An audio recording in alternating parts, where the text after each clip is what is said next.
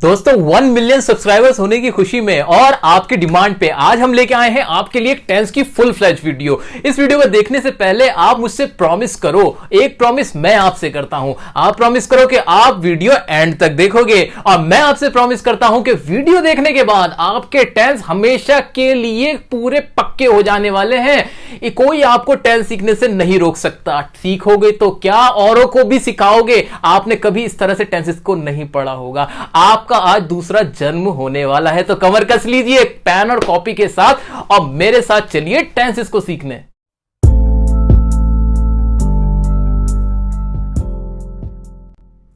दोस्तों पहले हम समझते हैं कि टेंसेस का मतलब होता क्या है।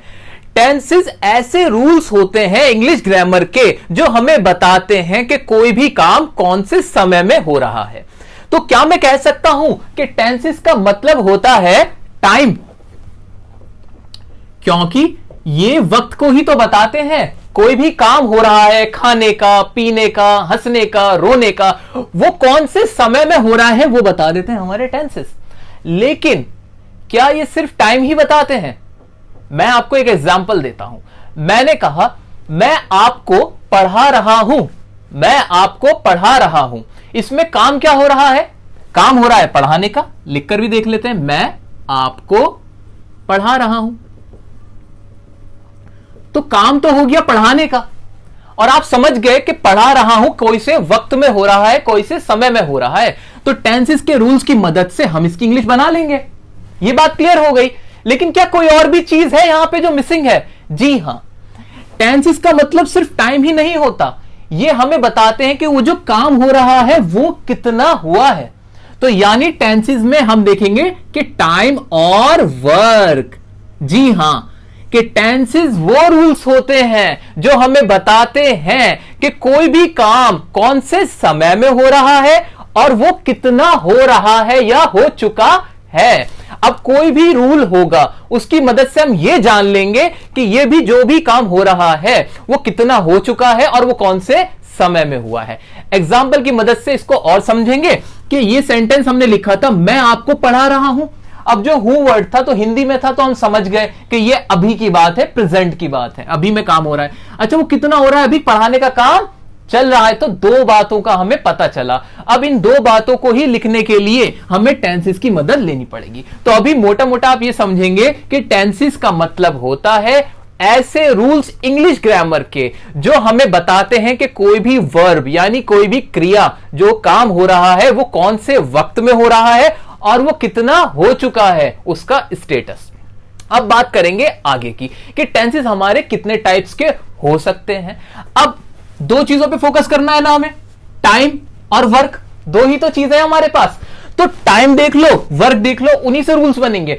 रटने की बिल्कुल कोशिश ना करें, मैं आपको वार्न कर रहा हूं। बिल्कुल रटने की कोशिश ना करें। रटते तो आप सालों से आ रहे हैं, तो क्या सीख गए? नहीं सीखे ना। अभी जैसे समझा रहे हैं वैसे आप समझने की कोशिश करिए।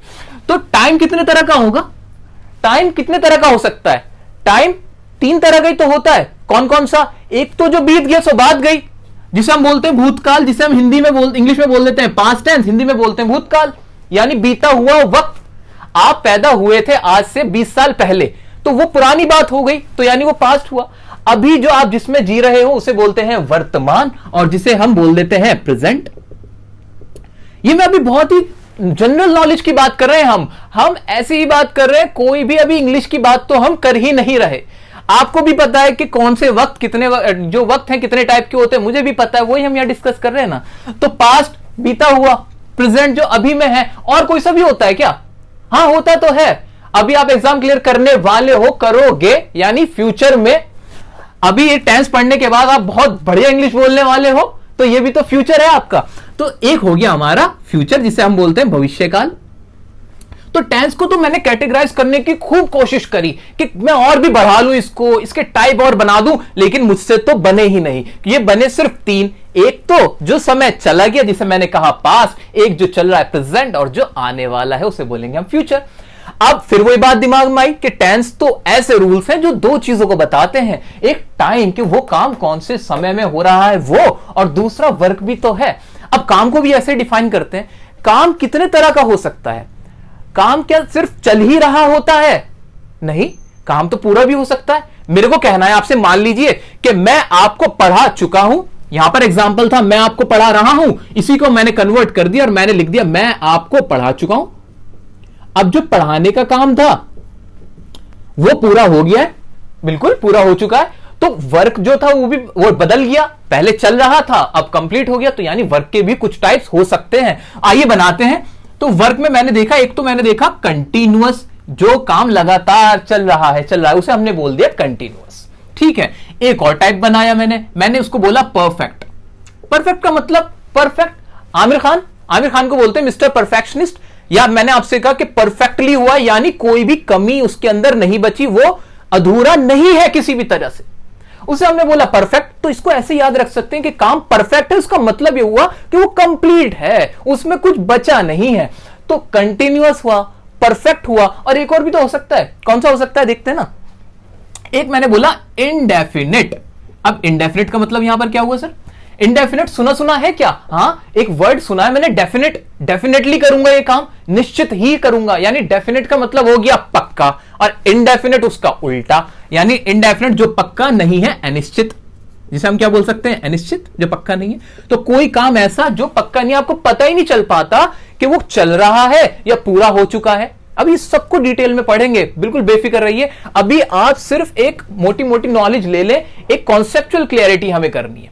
अभी हमने क्या क्या पढ़ा है, थोड़ा सा रिवाइज करते हैं। हमने पढ़ा कि टेंस कितना तरह के होते हैं, टेंस होता क्या है, और टेंस में हमने इनको बांटा टाइम और वर्क में, और टाइम के बेस पे हमने बांटा, और अब वर्क को वर्क के बेस पे बांट रहे हैं। इतना ही तो करा हमने।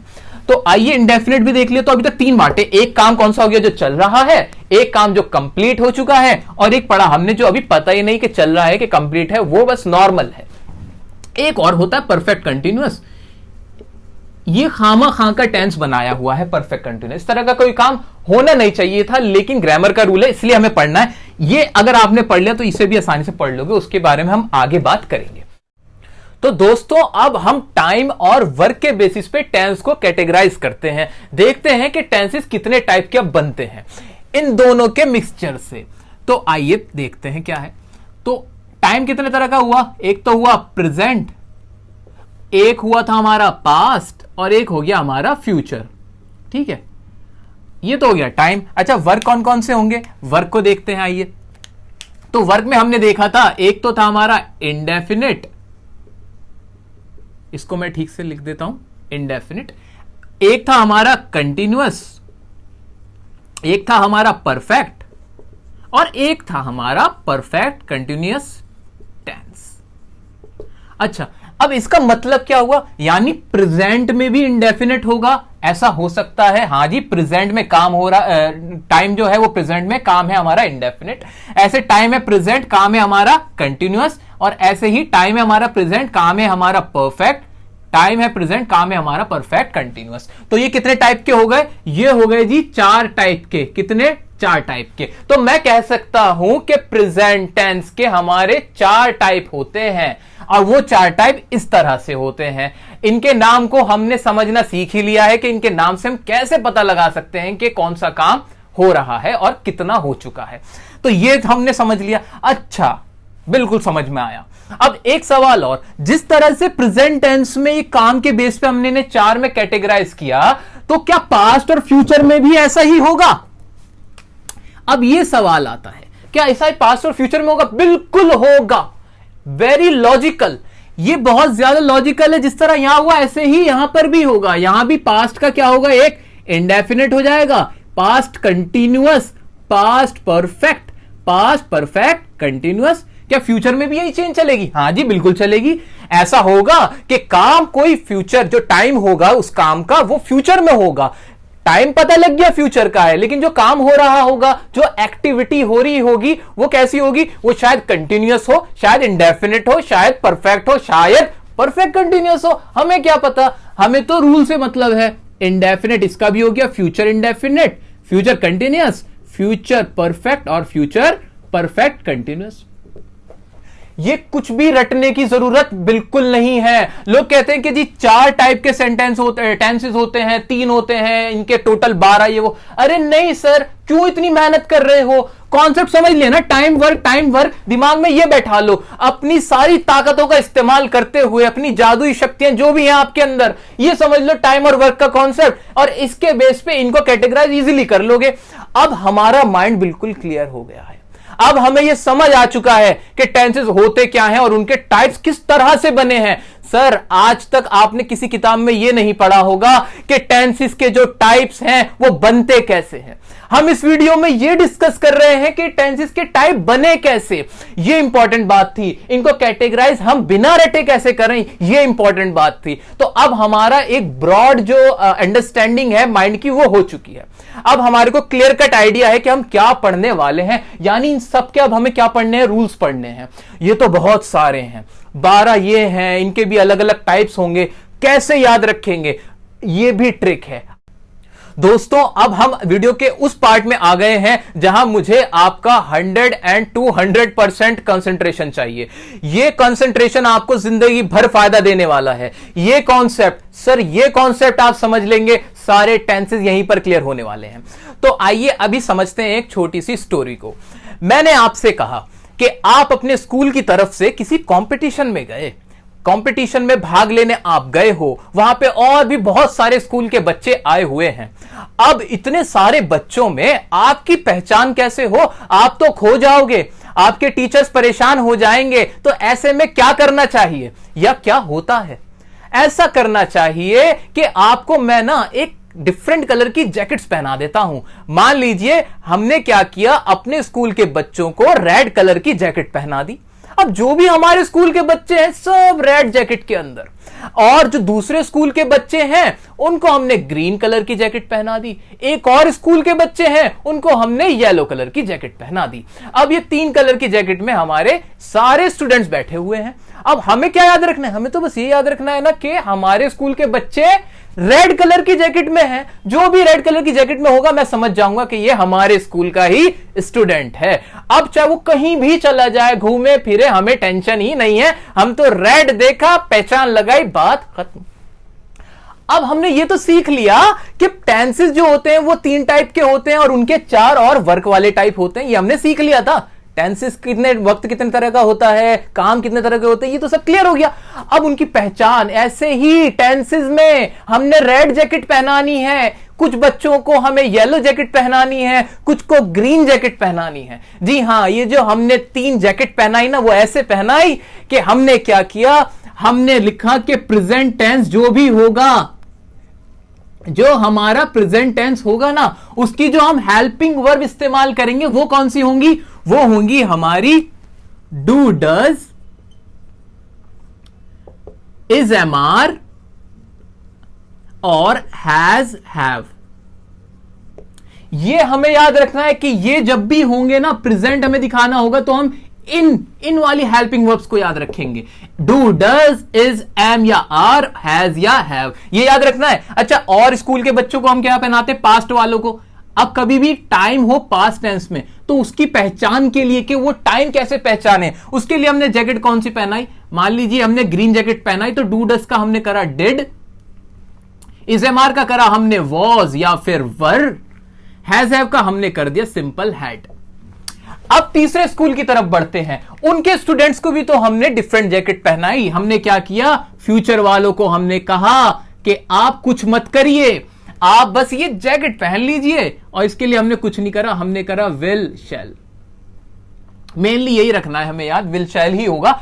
आगे वैसे होता है विल शैल हैव भी, अगर एक साथ हो तब भी आप समझ लेंगे फ्यूचर। मेन आपको इस पे फोकस करना है, विल शैल। इसकी बात जब करेंगे तब और इसकी अंडरस्टैंडिंग होगी हमें। तो अभी सिर्फ पहचान के लिए टेंसेस के अंदर ट्रांसलेशन के टाइम पे इंग्लिश पढ़ते हुए किसी भी सेंटेंस की हमें यह ध्यान देना है कि अगर हेल्पिंग वर्ब ये वाली है, ये हेल्पिंग वर्ब है, तो उसका टेंस का टाइम तो प्रेजेंट होगा।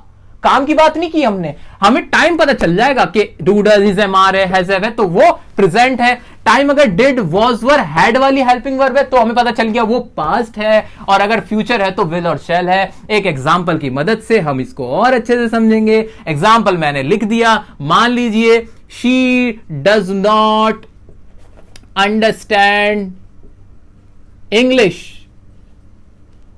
मुझे नहीं पता इसकी अभी हिंदी क्या है, मैंने तो इसको अभी पढ़ा ही नहीं है, लेकिन क्या मैं इस पोजीशन में हूं कि मैं समझ जाऊं कि इसमें टेंस कौन सा यूज हो रहा है? जी हां, बिल्कुल सही जवाब, डज आ रहा है यहां पे। डज समझते ही मेरे को पता चलिए इसका टाइम तो प्रेजेंट है, बात खत्म हुई। अभी हमने वर्क की बात नहीं करी, काम क्या हो रहा है? अंडरस्टैंड का, यानी समझने का काम हो रहा है। अभी हमने ये नहीं देखा कि काम को कैसे समझेंगे, अभी हम वर्क टाइम की बात कर रहे हैं। तो टाइम में हमने समझ लिया डज को देखते ही कि ये प्रेजेंट में बात हुई है। सर काम का भी बता दो ना। सर ऐसे ही काम का भी तो बता दो कि काम को कैसे पहचाने कि वो कितना हो चुका है। टाइम तो आप समझ गए, टाइम तो समझ गए कि हेल्पिंग वर्ब देखते ही छूटते ही समझ जाएंगे कि भाई ये प्रेजेंट है, ये पास्ट है, एकदम करेक्ट आंसर। अब काम का बता दो। क्या काम का भी कोई ऐसा रूल है? जी हां है रूल। रूल क्या है? जो हमारी ये वर्ब होती है ना, मेन वर्ब, ये फर्स्ट, सेकंड और थर्ड फॉर्म्स होती हैं। इसकी 3 फॉर्म्स होती हैं, फर्स्ट, सेकंड, थर्ड फॉर्म्स होती हैं जो भी वर्ब होती है। मान लीजिए गो है ना, तो गो तो ही उसकी फर्स्ट फॉर्म, सेकंड फॉर्म हो गई वेंट और थर्ड फॉर्म हो गई गॉन। 3 फॉर्म्स होती हैं जितनी भी हमारी एक्शन वर्ब होती है। ये बात आप अच्छे से समझ लीजिए। मैं बार बार कह रहा हूं कि जो इंपॉर्टेंट है, जो मोस्टली यूज होती हैं, उनकी थर्ड फॉर्म जितनी तीनों फॉर्म्स हम वीडियो के लास्ट में आपको दे देंगे।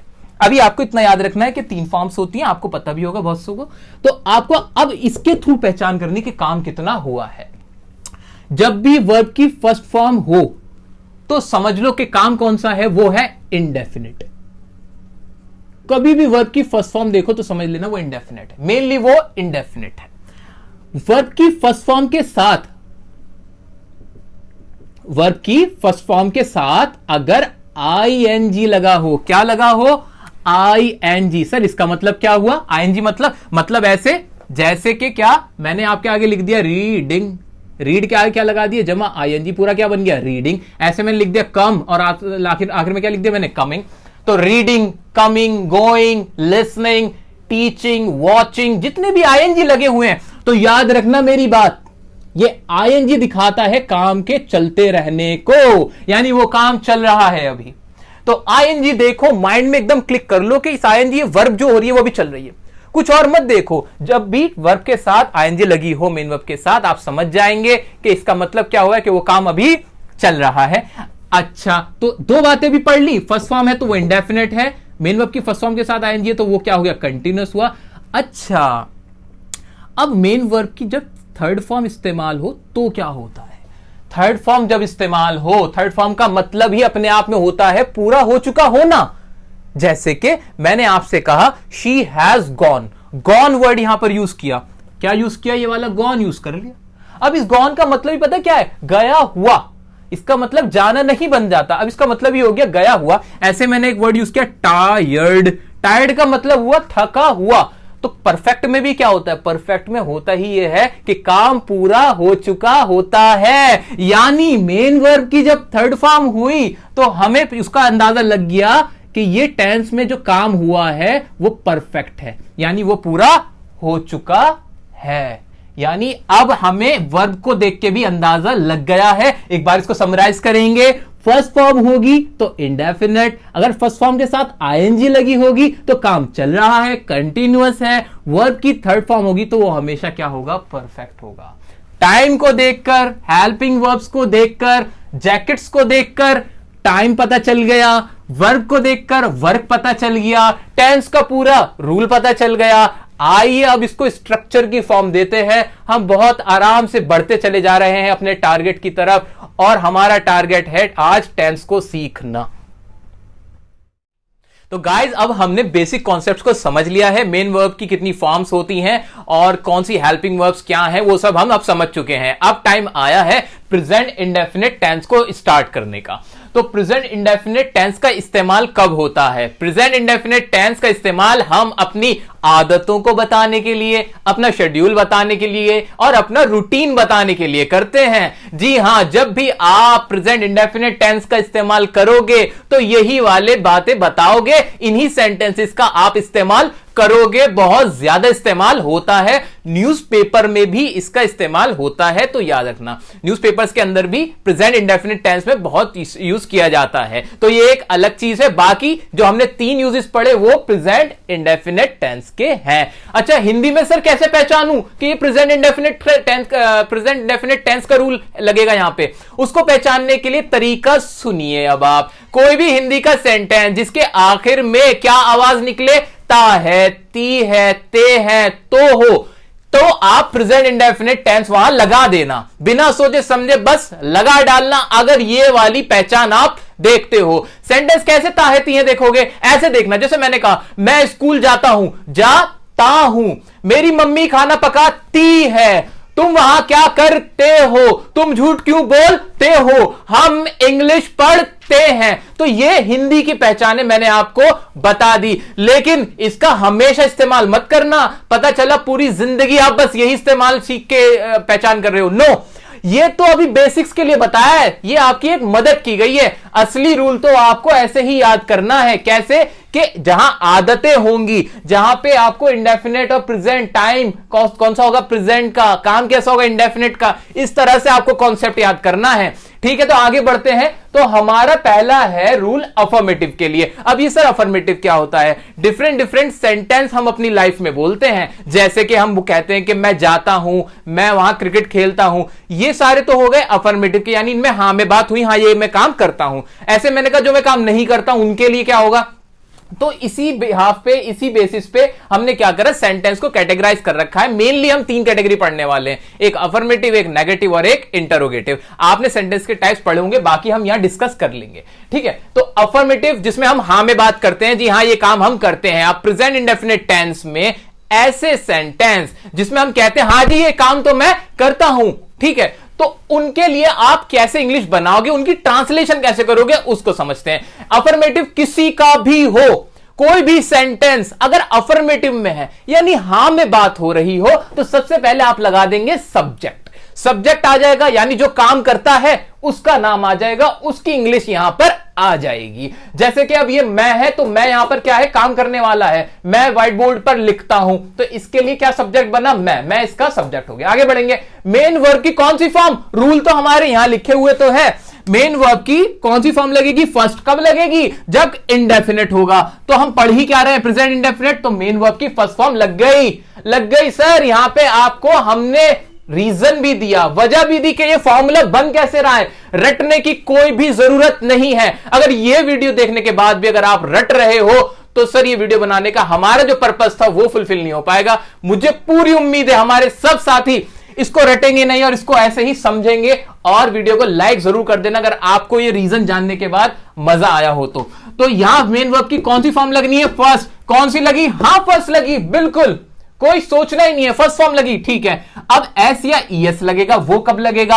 वो तब लगेगा। वैसे इसके बारे में तो हमने बता रखा है, हमारी एक एरर डिटेक्शन की वीडियो, उसमें हमने डिस्कस किया था कि एस या ईएस कब आएगा। अब दोबारा एक बार मैं आपको समझा देता हूं। एस या ईएस तब लगेगा मेन वर्ब की फर्स्ट फॉर्म के साथ, जब ये जो हमारा सब्जेक्ट है ना, ये जो हमारा सब्जेक्ट है वो थर्ड पर्सन हो। थर्ड पर्सन कौन सा, जिसके बारे में बात की जा रही है वो थर्ड पर्सन हो, और वो थर्ड पर्सन अगर सिंगुलर हो, अगर थर्ड पर्सन हमारा सिंगुलर हो, और उसके साथ हम क्या लगाएंगे, वो हमारा सब्जेक्ट है, तब हम लगा देंगे मेन वर्ब की फर्स्ट फॉर्म के साथ एस या ईएस। इसको एग्जांपल के साथ भी समझ लेते हैं। जैसे सेंटेंस है मेरा, कुणाल मेरे साथ रहता है। कुणाल मेरे साथ रहता है। कुणाल कौन, थर्ड पर्सन जिसके बारे में बात की गई है, यानी वो फर्स्ट पर्सन नहीं, कहने वाला नहीं, सुनने वाला नहीं, वो थर्ड पर्सन है, कोई तीसरा है। तो कुणाल थर्ड पर्सन हुआ कि नहीं हुआ, क्या वो सिंगुलर है, हां कुणाल एक व्यक्ति है, तो उसके साथ मेन वर्ब जो भी होगी हम क्या लगा देंगे, एस या ईएस लगा देंगे। अच्छा, लास्ट में फिर आ जाएगा हमारा ऑब्जेक्ट। तो हमने इसको पूरा अच्छे से समझ लिया, सब्जेक्ट, वर्ब की फर्स्ट फॉर्म, एस या ईएस और ऑब्जेक्ट। क्लियर। अब इसको एग्जांपल से समझेंगे। अफर्मेटिव हमारा खत्म हो जाएगा। फिर मैं व्हाइट बोर्ड पर लिखता हूं, सब्जेक्ट क्या, मैं की इंग्लिश क्या हो जाएगी, आई। अच्छा, आई के साथ एस या ईएस लगा दूं, क्या लगाऊंगा, क्या दिमाग में सोचो, सब्जेक्ट सोचते ही एस ईएस का दिमाग में ख्याल आना चाहिए। आई तो ऐसा लग रहा है सिंगुलर, अरे नहीं, मुझे मतलब ही नहीं है कि सिंगुलर है कि प्लूरल, मुझे देखना है थर्ड पर्सन है कि नहीं। पहले तो ये देखो ना कि थर्ड पर्सन है कि नहीं। नहीं जी, ये थर्ड पर्सन नहीं है, ये तो फर्स्ट पर्सन है, इसलिए एस या ईएस का कोई क्वेश्चन ही नहीं बनता, SES नहीं लगाएंगे। ओहो मजा आया, ठीक है कोई दिक्कत नहीं। आगे बढ़ूंगा मैं। मेन वर्ब की फर्स्ट फॉर्म आनी है। मेन वर्ब क्या है इसमें? मैं व्हाइट बोर्ड पर लिखता हूं। लिखना, लिखने की इंग्लिश क्या होती है? राइट। तो यहां हम क्या लिख देंगे? राइट। हम भी राइट कर देंगे, ठीक है। आई राइट, और ऑब्जेक्ट क्या है इसमें? किसके ऊपर लिखा जा रहा है? व्हाइट बोर्ड पर। तो मैं लिखूंगा आई राइट ऑन, और हमारा क्या आ जाएगा? White board. मैंने कोई भी सेंटेंस रटने की कोशिश ही नहीं करी, मैंने बस रूल देखा और कर लिया। अच्छा हिंदी से भी समझ लो जरा इसको। मैं व्हाइट बोर्ड पर लिखता हूं, ये क्या मेरे शेड्यूल है? शायद मेरा शेड्यूल हो सकता है। मेरी आदत है? हां मेरी आदत हो सकती है। मेरा रूटीन है? हां जी हो सकता है। तो ये वाला प्रेजेंट इंडेफिनिट इंग्लिश वाले जो हमने पहचान बनाई थी उससे प्रूव हुआ। अब देखो क्या हिंदी वाली पहचान, एक और पहचान तो थी, आखिर में ताहू आ रहा है, ये तो रहा ताहू। हां मैं व्हाइट बोर्ड पर लिखता हूं आया, ताहू कोई भी आएगा तो वो क्या होगा? प्रेजेंट इंडेफिनिट होगा। तो हमने दोनों तरीके से समझ ली सर ये वाली बात, और रूल तो हमें पता ही है। आओ दूसरे एग्जांपल पे। तुम उसे जानते हो। अब ते हो माइंड में आते ही समझ में आ गया क्या ये प्रेजेंट इंडेफिनिट है। तुम उसे जानते हो यानी ये हमारा हुआ प्रेजेंट इंडेफिनिट। इसको भी बनाएं, जल्दी से बनाते हैं। आइए सब्जेक्ट जल्दी बनाओ।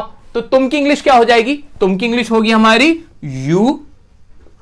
वर्ब क्या है? वर्ब आएगी ना, मेन वर्ब क्या है? उसे जानते। जानने की इंग्लिश क्या होती है? नो। अच्छा SEIS लगा दूं? लगा दें क्या हम यहां SEIS? नहीं लगाएंगे सर, क्योंकि ये तो थर्ड पर्सन है ही नहीं, ये तो सेकंड पर्सन है। अच्छा बहुत अच्छी बात। यू नो, और उसे की इंग्लिश क्या हो जाएगी? उसे की इंग्लिश हो जाएगी हिम या हर। डिपेंड करता है, अगर लड़के के बारे में बात हुई है तो हिम, लड़की के बारे में हुई है तो हर। अगले एग्जांपल पे आ सकते हैं अब हम। कुणाल मेरे साथ रहता है, इसको हमने पहले पढ़ ही लिया है, तो कुणाल के साथ हमें पता है SEIS लगेगा। वर्ब क्या है इसके अंदर? रहता। रहने की इंग्लिश क्या होती है? लिव। S लगेगा? बिल्कुल लगेगा। Kunal lives with me. ये हमने इसके एग्जांपल करे अफर्मेटिव के। दोस्तों अब हम बात करने वाले हैं प्रेजेंट इंडेफिनिट टेंस के नेगेटिव सेंटेंस की। अफर्मेटिव हो चुका, नेगेटिव में देखते हैं क्या इसके अंदर चेंजेस हैं। बेसिक तो बात वही रहेगी कि नेगेटिव कोई सा भी होगा, नहीं वाला होगा।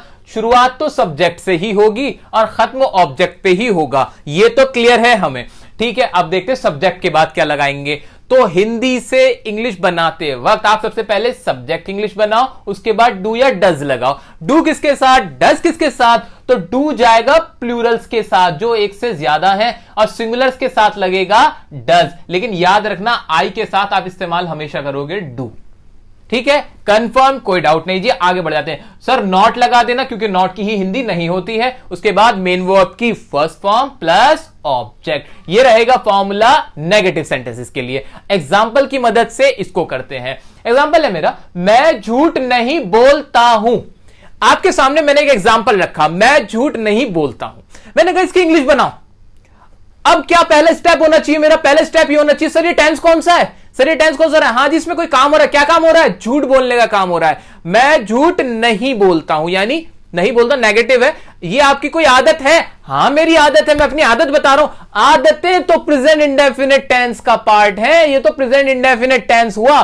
कंफर्म, पता चल गया प्रेजेंट इंडेफिनिट टेंस है। अच्छा और कोई पहचान? और भी तो पहचान थी। हाँ हिंदी वाली पहचान। क्या इसके आखिर में ता है, ती है वगैरह आ रहा है? हाँ मैं झूठ नहीं बोलता हूं, मैं आ तो रहा है, ये ता हूं, ये तो प्रेजेंट इंडेफिनिट टेंस है। अब इसको हम ऐसे समझ रहे हैं सर कि कभी भी कोई भी सेंटेंस हमारे सामने आ जाए तो उसकी कैसे इंग्लिश बनानी है, ये माइंडसेट बना के हमें पढ़ना है। ये नहीं कि इसको सिर्फ ये एग्जांपल है सॉल्व करे खत्म। नो, एग्जाम्पल 1000, 2000, लाख, कितने भी आप सेंटेंस बनाओगे रूल यही लगेगा, पहचाने यही रहेंगी, ये टस से मस नहीं होगी सर। इसलिए हमने पहचानों को माइंड में रखते हुए करना है, फिर प्रैक्टिस हो जाएगी तो ज्यादा सोचने की जरूरत नहीं पड़ा करेगी, बिलीव मी।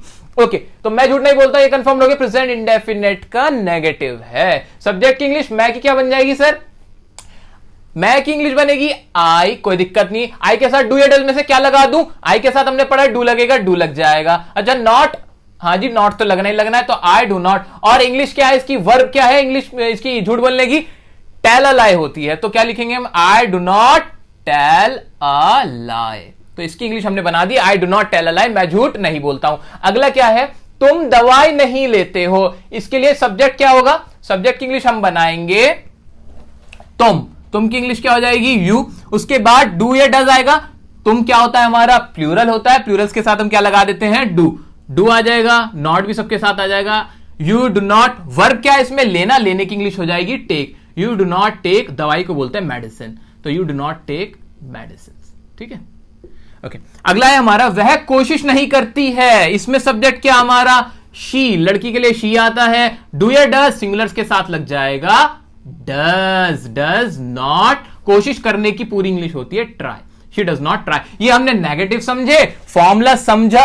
सर याद रखें, हमने जो भी ये सेंटेंसेस करे हैं फॉर्मूले की मदद से करे हैं, और ये फॉर्मूला कैसे बना ये भी आज हमें पता है। आपको पता चल रहा है एक एक रीजन के टेंसेस के कौन सा स्ट्रक्चर कैसे बन रहा है, तो इसमें रटने वाली बात नहीं है। यह वीडियो देखने के बाद आपको इतनी नॉलेज हो जानी चाहिए कि आप दूसरे को भी पढ़ा सको। गाइस, ये टाइम आ गया है इंटरोगेटिव सेंटेंस का, सवालों को पूछने का। जी हां, वो वाले सेंटेंस जिसमें हम सवाल पूछते हैं उनकी इंग्लिश कैसे बनानी है वो देख लेते हैं। तो डू या डज यानी हेल्पिंग वर्ब सबसे पहले रख दो। अच्छा, नोटिस करना, बहुत इंपॉर्टेंट बात कहीं लिख लो क्या, कि कभी भी इंटरोगेटिव सेंटेंस जो होगा ना तो उसकी शुरुआत हेल्पिंग वर्ब से ही होगी। तो याद रखना है हमें कि उसकी शुरुआत हेल्पिंग वर्ब से होगी। जो भी टेंस होगा उसकी हेल्पिंग वर्ब सबसे पहले आएगी।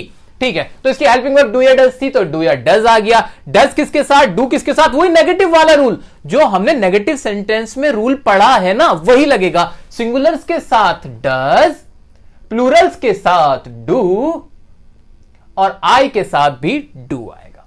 सब्जेक्ट रखेंगे, फिर मेन वर्ब की फर्स्ट फॉर्म प्लस ऑब्जेक्ट। ठीक है, सब अब एग्जांपल्स हैं, एग्जांपल से हम सेंटेंस को बनाते हैं।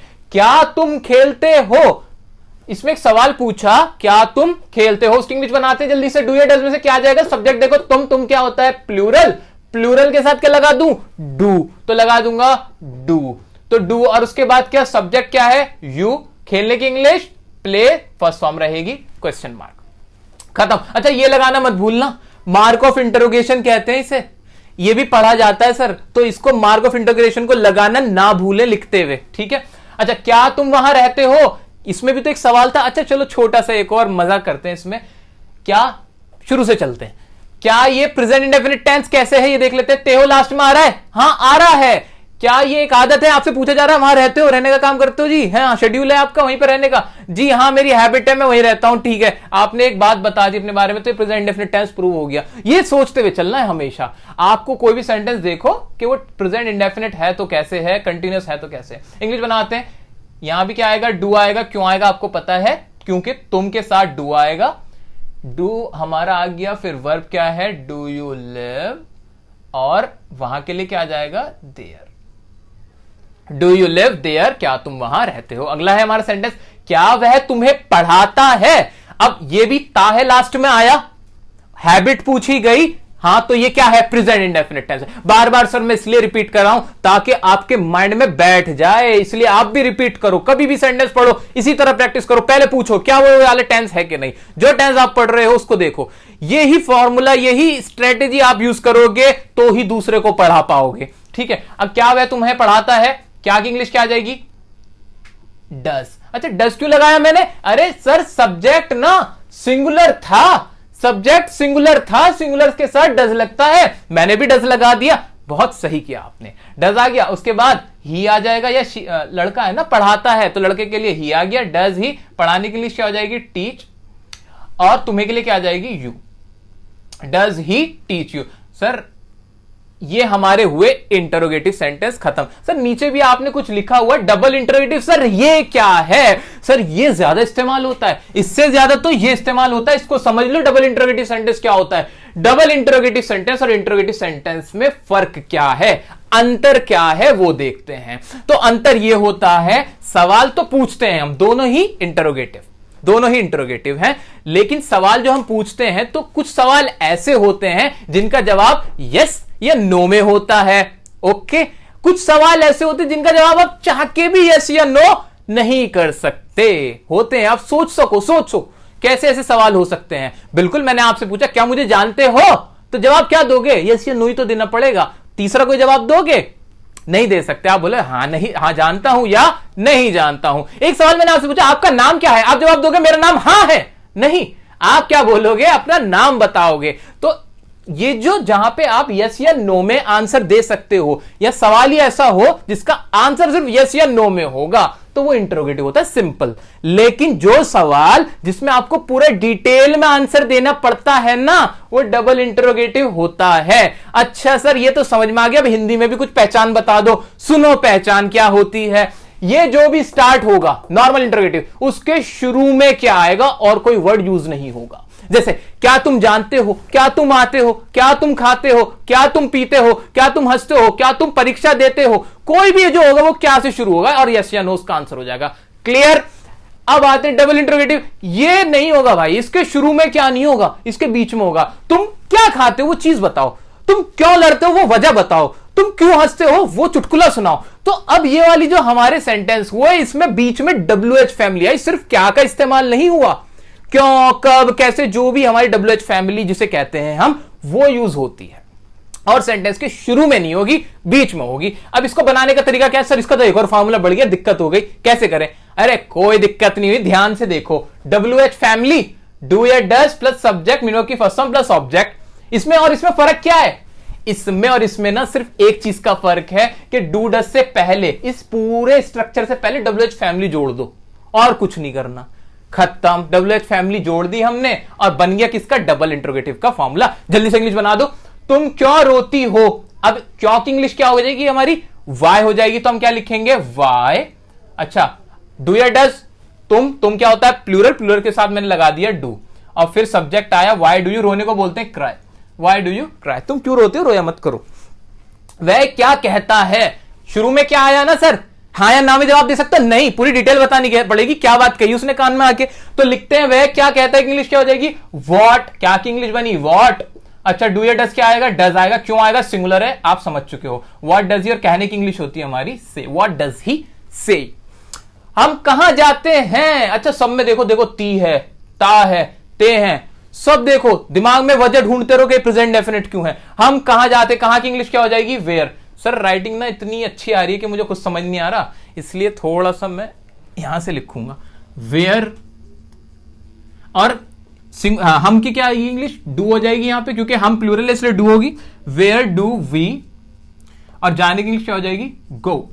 Where do we go, where do we go, हम कहां जाते हैं। तो ये खत्म हुए हमारा प्रेजेंट इंडेफिनिट के सारे इंटरोगेटिव, डबल इंटरोगेटिव, जो भी इसका अगला पिछला था, सारा हमने अच्छे से समझ लिया है। अब कोई भी सेंटेंस, पूरी दुनिया में कोई भी सेंटेंस जो आपके माइंड में आ सकता है, अगर वो प्रेजेंट इंडेफिनिट है, तो आपको उसकी इंग्लिश बनाने से कोई नहीं रोक सकता। सब समझ लिया है हमने।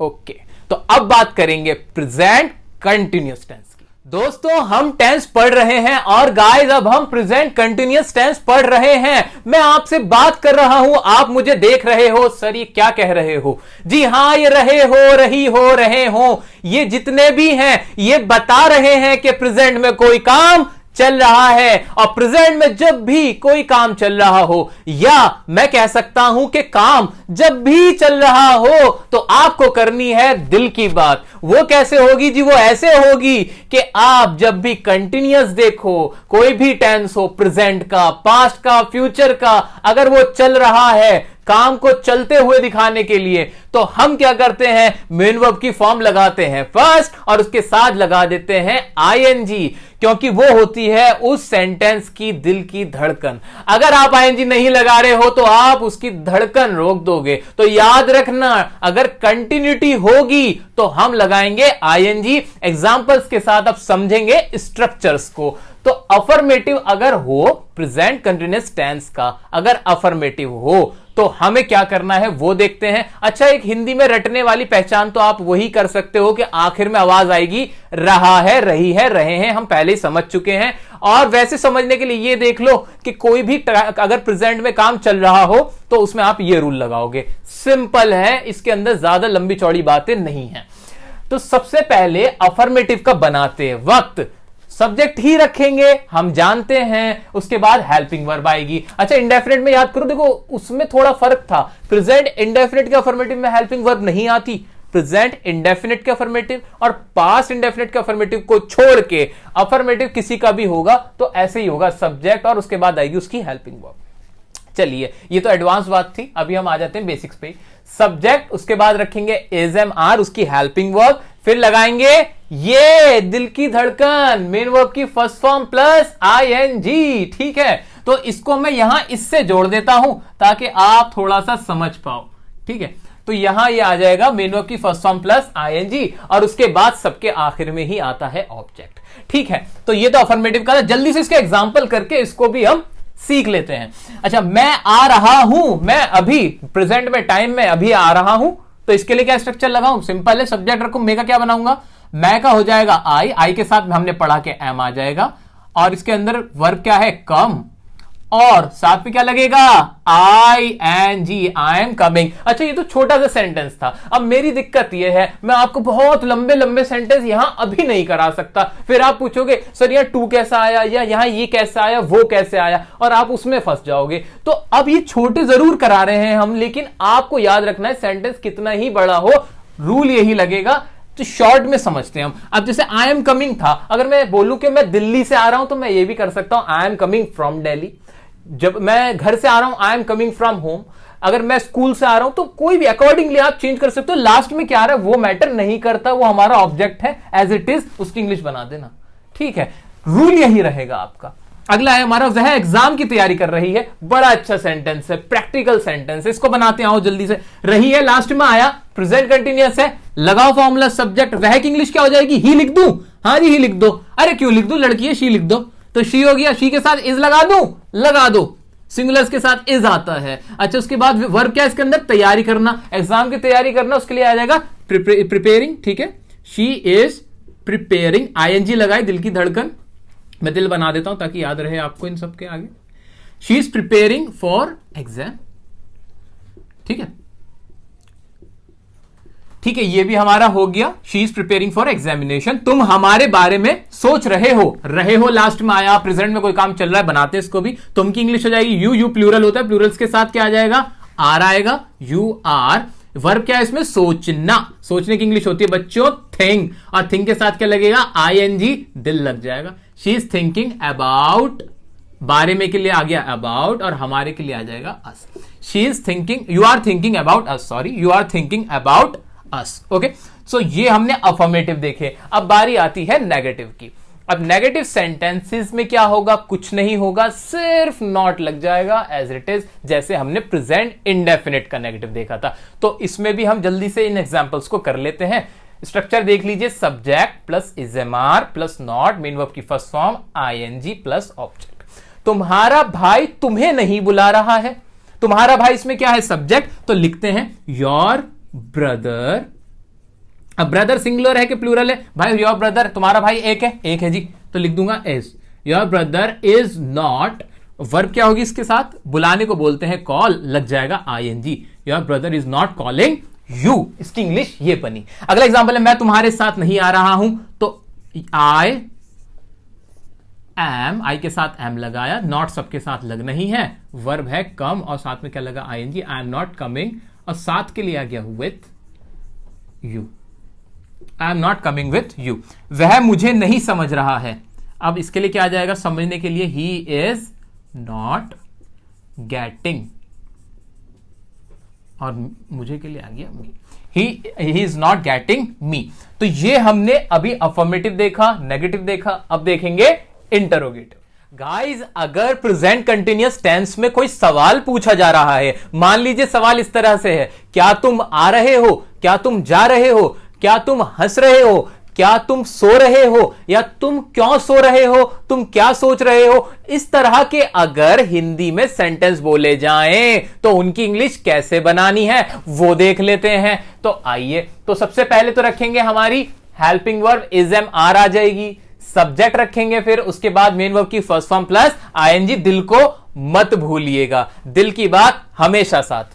अब प्लस ऑब्जेक्ट, तो ये तो हो गया हमारा स्ट्रक्चर। अब एग्जाम्पल है, उनकी मदद से इसको और अच्छे से समझते हैं। क्या तुम मुझसे बात कर रहे हो, आखिर में रहे हो आ रहा है, तो समझ ही जाना चाहिए ये प्रेजेंट का कंटिन्यूअस है, और इसकी हेल्पिंग वर्ब होती है इज एम आर, और इज एम आर में सबसे पहले लगा दूंगा। अब तुम क्या होता है? प्लूरल होता है, प्लूरल के साथ आर आता है। तो आइए इसको कर लेते हैं।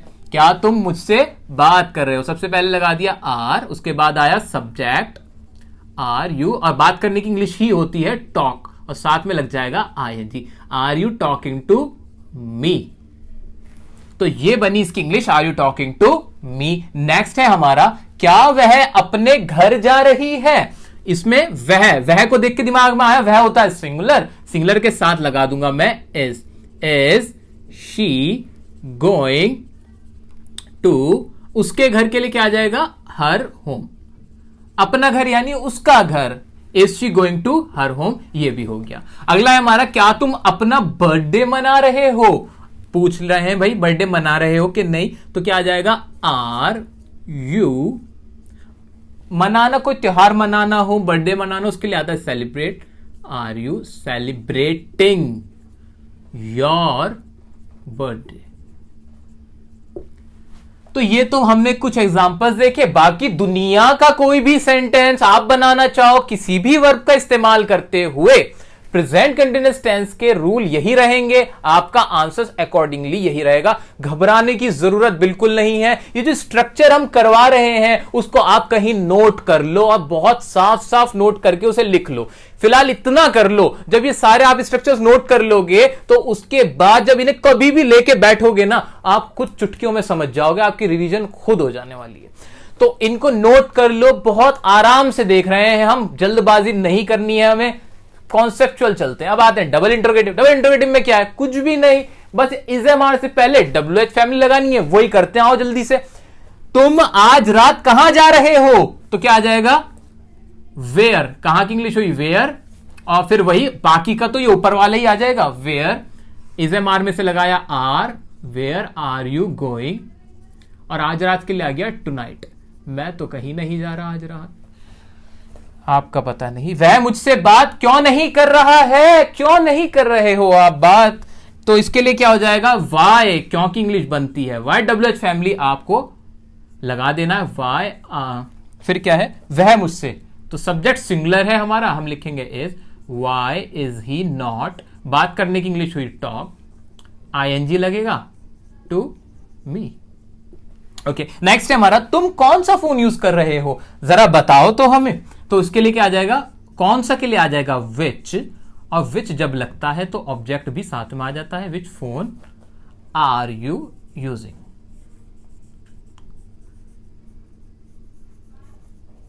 तो ये हमने देखे कुछ एग्जांपल्स इसके इंटरोगेटिव और डबल इंटरोगेटिव, और बहुत बहुत मुबारक हो आपको, आपका प्रेजेंट कंटिन्यूअस टेंस भी with reasons, with answers complete हो चुका है। Guys, it's time to learn present perfect tense, यानी काम प्रेजेंट में है और वो परफेक्ट हो गया। परफेक्ट को सोचते ही दिमाग में आना चाहिए आमिर खान मिस्टर परफेक्शनिस्ट, यानी कोई उसमें अब कमी पेशी नहीं बची है, वो काम तो कंप्लीट हो गया। यानी कोई भी सेंटेंस अगर मैं बोलता हूं और उसमें मैं कहना चाहता हूं कि ये काम पूरा हो चुका है, तो मैं लगाऊंगा वहां परफेक्ट टेंस। टाइमिंग कौन सी है? ये प्रेजेंट वाली है, बस इतनी सी बात है। प्रेजेंट की कौन सी फॉर्म लगेगी? हैज हैव, यानी इसकी हेल्पिंग वर्ब हो जाएगी। हेल्पिंग वर्ब से हमें पता चल जाएगा कि ये प्रेजेंट में है। और परफेक्ट कैसे पता चलेगा? जी हां, परफेक्ट देखते हैं चार्ट से। परफेक्ट पता चलेगा मेन वर्ब की थर्ड फॉर्म से। कॉन्सेप्ट तो यहीं पे ही हो गया खत्म। अब आप तो बहुत समझदार बन गए हो, बहुत इंटेलिजेंट हो गए, मुझे भी सिखा दोगे। तो अब बता दो कि कैसे कैसे क्या होना है। आइए मेरे साथ और इसको करते हैं जल्दी से पैकअप। अफर्मेटिव में क्या होगा वो देखते हैं। अच्छा, इससे पहले एक छोटी सी बात, हैज किसके साथ और हैव किसके साथ? सर, हैज में कम अक्षर हैं तो ये सिंगुलर के साथ, हैव में ज्यादा अक्षर हैं ये प्लूरल के साथ, लेकिन आई के साथ हैव ही लगेगा। बस ये एक एक्सेप्शन है, ये याद रख लेना है, ठीक है? इस तरह इसको भी याद रख लोगे। और वही अफर्मेटिव शुरुआत में तो सब्जेक्ट ही आएगा, जी हां सब्जेक्ट ही आएगा। उसके बाद हेल्पिंग वर्ब आती है, हां आती है। इसकी हेल्पिंग वर्ब क्या हुई? हैज हुई। मेन वर्ब की कौन सी फॉर्म? थर्ड फॉर्म यहां से आ गई, और लास्ट में ऑब्जेक्ट आता है। एग्जाम्पल करते हैं जल्दी से। मैं खाना खा चुका हूं। अच्छा, हिंदी में भी तो पहचान बता दो सर। हिंदी में चुका है, चुकी है, चुके हो, लिया है, दिया है, मतलब ऐसा ये जो कुछ फॉर्म्स हैं, ये जो मैंने आपको हिंदी में बताई हैं, असल में तो आपको सर यही देखना पड़ेगा कि काम पूरा हो जाए। आप कहना अगर ये चाहते हो कि मैंने ये पर्टिकुलर काम, ये कोई भी वर्ब मैंने कंप्लीट कर ली है, जैसे मैंने कहा मैंने ताजमहल देखा हुआ है, तो यानी वो काम मैंने पूरा किया हुआ है। मैंने जैसे पानी पी लिया है, तो पानी पी लिया सर, वो काम पूरा हो गया है, तो वो दिमाग में रखना। तो रटने की कोई, ये इनिशियल स्टेज के लिए हम लोग बात कर रहे हैं, अदरवाइज जरूरत नहीं है। तो मैं खाना खा चुका हूं, यानी खाने खाने का काम कंप्लीट कर लिया है, वो रटने वाली बात आ गई, चुका हूं लास्ट में आ रहा है। बनाते हैं इसको। आइए, मैं के लिए क्या आ जाएगा, आई के साथ मैंने लगा दिया हैव, क्योंकि आई के साथ हैव आता है। और फिर क्या है, वर्ब है। खाना खाने को इंग्लिश में बोलते हैं ईट, सेकंड फॉर्म होती है एट, थर्ड फॉर्म होती है eaten. I have eaten the food. ये बन गया जी मेरा सेंटेंस, इंग्लिश बन गई। हम उससे मिल चुके हैं, सब्जेक्ट क्या, वी, साथ में क्या आएगा, हैव। सर हैज लगाओ ना, अरे क्यों लगाऊं, प्लूरल के साथ तो हैव आता है। मीट की थर्ड फॉर्म होती है मैट, वी हैव मैट, और साथ में क्या लगा दिया मैंने, हिम। हर भी आ सकता है, लड़का लड़की देखना पड़ेगा। वह तुमसे मिल चुका है, वो पहले मिला हुआ है आपसे, तो यानी वो काम हो चुका है पूरा। तो वह तुमसे मिल चुका है, तो इसके लिए क्या आ जाएगा, लड़का है तो क्या आएगा, ही हैज मैट यू। ये कुछ एग्जांपल्स हमने कर लिए। इसके नेगेटिव पे आ जाते हैं। नेगेटिव में और इसमें फर्क क्या होगा, आप खुद सोचो दिमाग से, नेगेटिव में और इसमें फर्क क्या होगा। कोई फर्क नहीं होगा, सिर्फ लग जाएगा नॉट लगेगा, NOT नॉट। तो अब ये दो एग्जाम्पल मैंने आपके लिए दे दिए हैं, ये मैं नहीं करूंगा, ये आप मुझे करके बताओगे। कुछ नहीं करना है, हैजर के बाद बस नॉट लगा देना। आपकी हिंट के लिए वर्ब की फॉर्म बता देता हूं। देखने की इंग्लिश हो जाती है सीन, और पहुंचने की इंग्लिश हो जाएगी, थर्ड फॉर्म लिख रहा हूं मैं यहां पे आपके लिए, रीच्ड। तो ये है, ये क्या है, थर्ड फॉर्म। तो आपको अगर दिक्कत आएगी तो इसमें आएगी, ये मैंने आपके लिए लिख दी फॉर्म, ये है थर्ड। दोस्तों इसका इंटरोगेटिव और देख लेते हैं। इंटरोगेटिव में भी क्या होगा, अब आप तो खुद बनाओगे स्ट्रक्चर, क्योंकि आप जानते हो कि कैसे बनना है। इंटरोगेटिव है तो सबसे पहले दिमाग में क्या आया कि शुरुआत में क्या आनी चाहिए, उसकी हेल्पिंग वर्ब। हाँ जी, हेल्पिंग वर्ब रख दी क्या, हाँ रख दी जी, हैव आ गया। सब्जेक्ट लगाना होता है, उसके बाद सब्जेक्ट रखा, हाँ सब्जेक्ट रखा। सब्जेक्ट के बाद फिर क्या लगती है, मेन वर्ब लगती है, हाँ मेन वर्ब लगती है। लेकिन क्योंकि ये परफेक्ट है, इसके लिए लगा दो फॉर्म थर्ड, लगा दी थर्ड। लास्ट में ऑब्जेक्ट आता है, रख दिया, हाँ जी रख दिया ऑब्जेक्ट, बन गया स्ट्रक्चर। रटा तो है ही नहीं। ठीक है, अब इसके कुछ एग्जांपल देखते हैं, जल्दी से उसकी इंग्लिश भी बना देते हैं। एग्जांपल क्या है, क्या तुम मैच जीत चुके हो, क्या तुम मैच जीत चुके हो, यानी मैच जीतने का काम खत्म हो गया है। तो बनाएंगे इसकी। तो सबसे पहले तो सब्जेक्ट क्या है, यू, इसके लिए क्या आ जाएगा, हैव, फिर आ जाएगा सब्जेक्ट, और जीतने की इंग्लिश होती है विन, वॉन। तो हैव यू वॉन, और लास्ट में क्या आ जाएगा, object, have you won the match. अच्छा, अगला एग्जांपल है, क्या तुमने काम कर लिया है, जो आप काम कर रहे थे, जो काम करते हो, वो काम क्या आपने पूरा कर लिया है, प्रेजेंट में पहले से चल रहा था और आपने फिनिश कर लिया है। तो हम बोलेंगे, अच्छा यहां वर्ड कीवर्ड है। याद रखना कि जो परफेक्ट होगा ना, ये है की आवाज निकलेगी, क्योंकि प्रेजेंट का परफेक्ट होगा। अगर था की आवाज निकली फिर वो प्रेजेंट का नहीं होगा। ये हमें माइंड में रखना है। जितने भी प्रेजेंट टेंस होंगे उनकी आवाज, हिंदी की अगर मैं बात करूं तो है में आएगी, है, हूं, हो। ये बहुत जनरल बात है, साधारण। अगर आप इस पे गौर नहीं करोगे तो दिक्कत में आ जाओगे। ठीक है, तो अब इसकी इंग्लिश क्या होगी, क्या तुमने काम कर लिया, शुरू में तो हैव ही आएगा, हैव यू, और करने की इंग्लिश होती है डू, और थर्ड फॉर्म होती है done, have you done the work. Sir ये भी हो गया। अब कोई भी एग्जांपल आपकी मर्जी से आप उसकी हिंदी लिखो और इंग्लिश बना दो, कोई टेंशन वाली बात ही नहीं है। अच्छा, इसके डबल इंटरोगेटिव होंगे, बिल्कुल होंगे, क्यों नहीं होंगे। डबल इंटरोगेटिव में क्या चेंज होगा, सर कोई चेंज नहीं होने वाला। डबल इंटरोगेटिव में हम बस क्या करने वाले हैं कि स्ट्रक्चर जो है ये हमारा ये वाला, उससे पहले हम लिखने वाले हैं WH फैमिली, जो हम करते भी हैं, लगा दो WH फैमिली। अच्छा, अपनी कॉपीज में आप अलग अलग ही लिखना, ये तो मैंने अपनी सुविधा के लिए, यहां थोड़ा सा मैं सेल्फिश हो रहा हूं, अपनी सुविधा के लिए कि दोबारा ना लिखना पड़े, मैं यहां से इसको रब करके लिख रहा हूं, आप अलग अलग लिखोगे। अच्छा, और एग्जांपल में क्या हो जाएगा, शुरू में क्या नहीं आएगा और क्या कहां पर आएगा, क्या तुम मैच जीत चुके हो, हम कह देंगे तुम कब, हमने इसको बना दिया कब, तुम कब मैच जीत चुके हो। क्या तुमने काम कर लिया को हमने कह दिया तुमने काम कैसे कर लिया है। ये तो मैंने अपने अकॉर्डिंग सेंटेंस बनाया, आप भी अपनी मर्जी का कोई भी सेंटेंस, जी हां, रूल लगाओ और बना लो ना। अब तो आप मालिक हो गए, आप राजा बन गए हो, आपको सब पता चल गया है कि कैसे करना है। अब इंग्लिश में डर नहीं लगना चाहिए, बिल्कुल नहीं। अब तो पढ़ा सकते हो।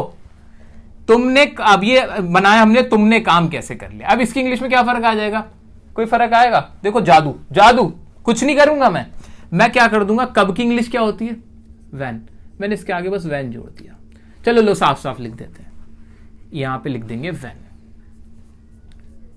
बस। जादू, इसमें क्या करूंगा, पूरा मिटाऊं, मैं तो नहीं मिटा रहा। तुमने काम कैसे कर लिया को मैं कर दूंगा हाउ, बस।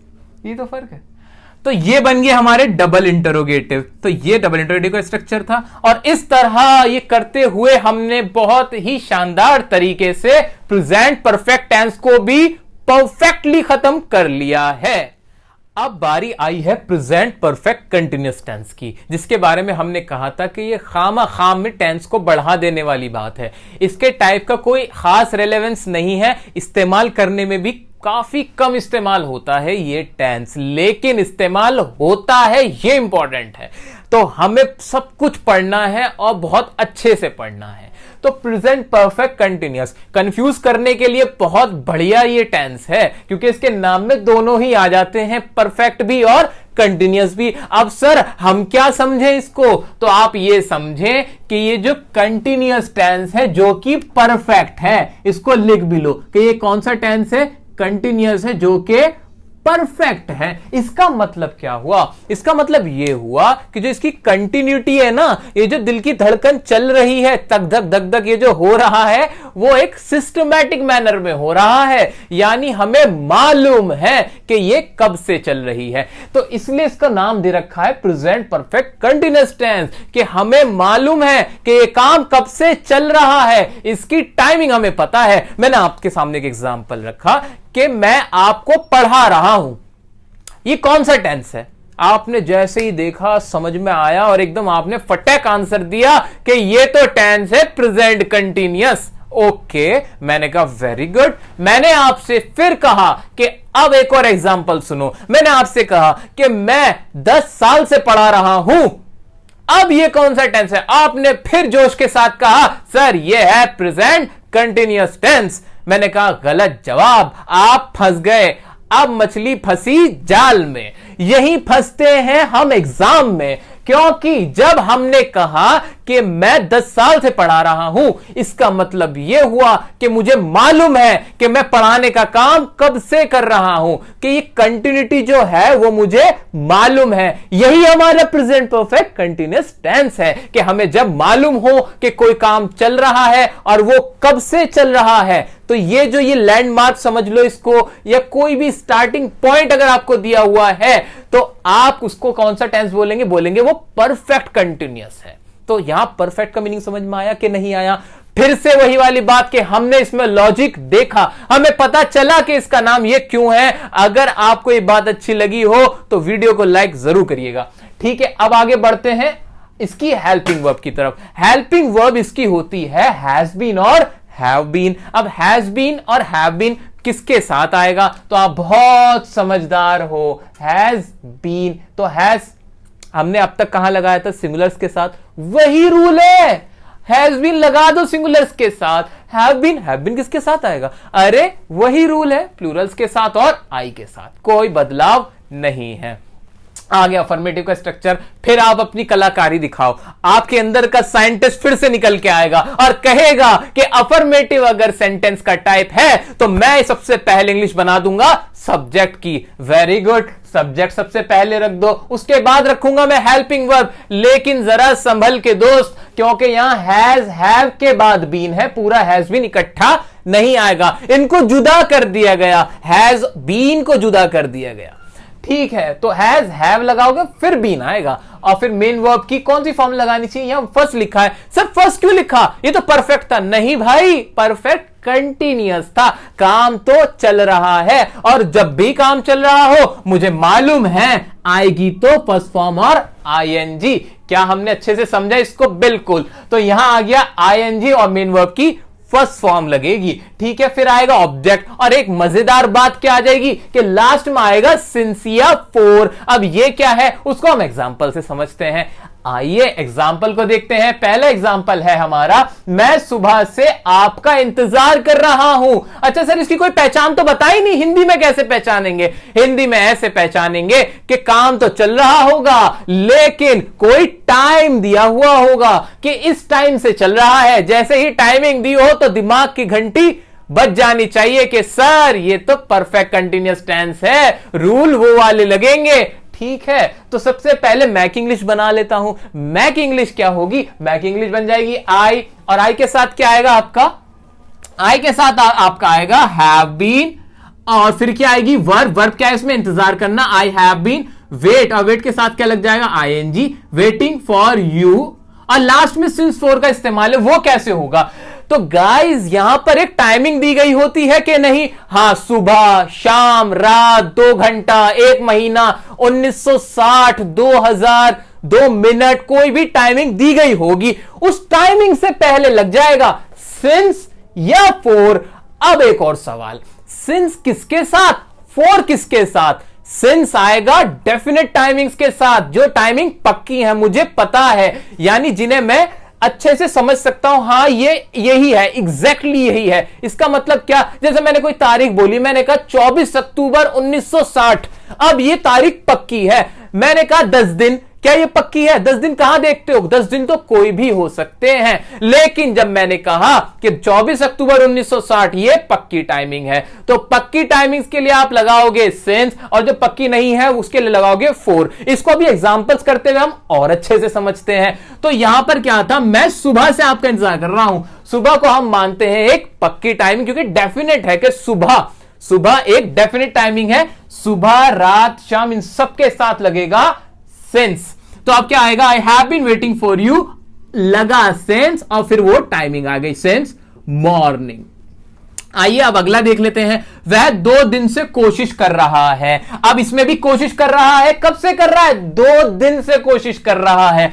लिखो ना, ही हैज बीन लिख दूं? बिल्कुल लिख दो। उसके बाद कोशिश करने की ट्राई, ट्राई के साथ क्या लग जाएगा? Trying. He has been trying. अच्छा, 2 दिन है।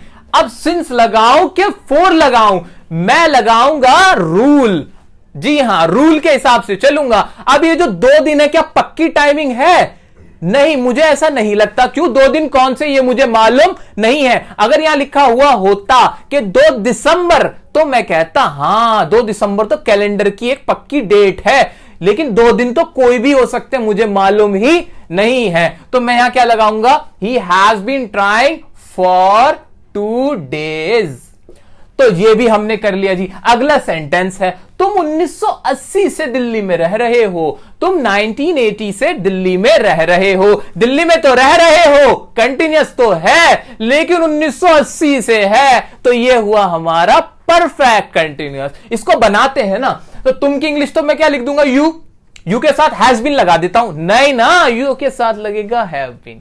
ठीक है, बिल्कुल सही बात। यू के साथ लगेगा हैव बीन, क्योंकि ये प्लूरल है। यू हैव बीन रहने की इंग्लिश होती है लिव, रिसाइड, जो भी आप लगाना चाहो। You have been living in Delhi. और अब क्या लगा दूं?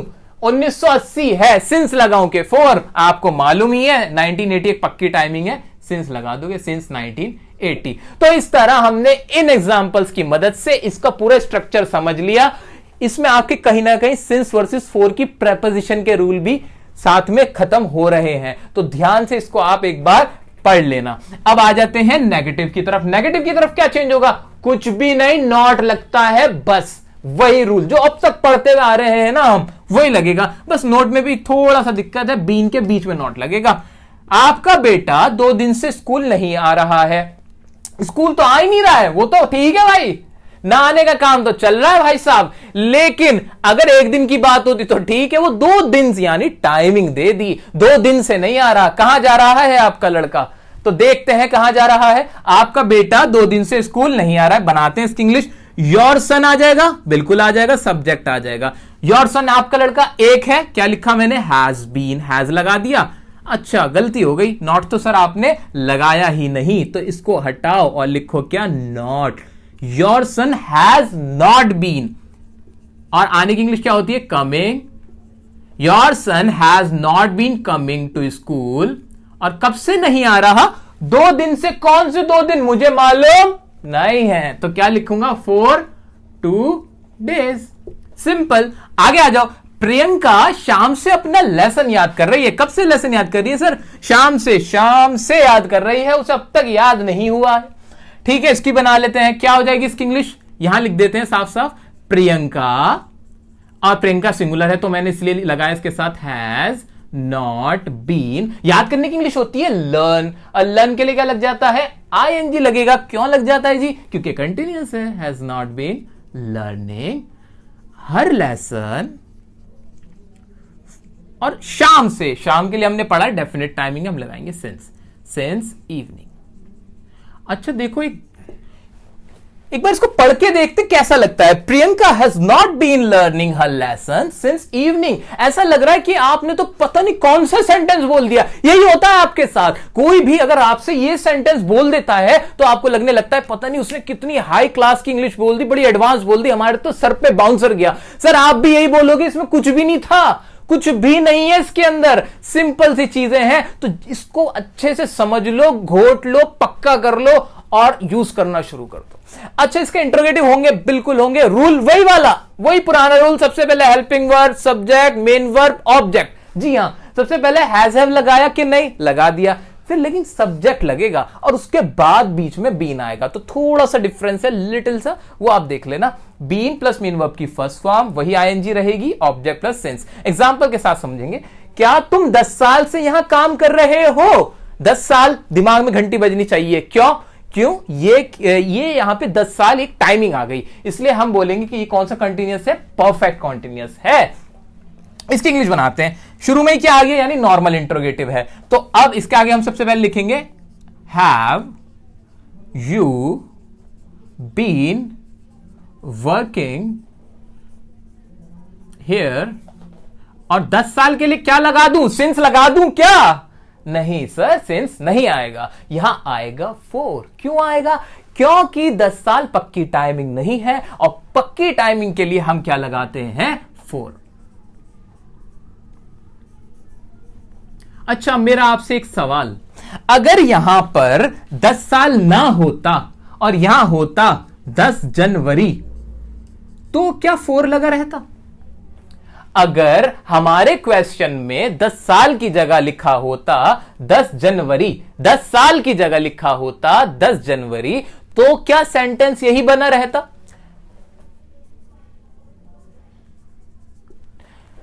जी 10 जनवरी कोई पक्की टाइमिंग है, डेफिनेट है, कैलेंडर में दिखती है, बिल्कुल दिखती है। क्या यहां पे सिंस लगना चाहिए? जी हां लगना चाहिए, तो लगा देंगे।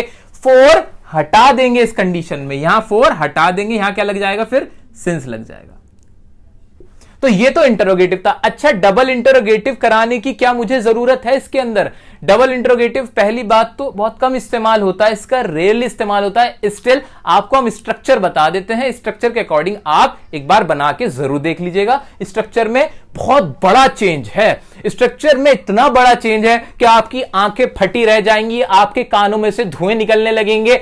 बहुत बड़ा चेंज। अब देखते हैं क्या होगा।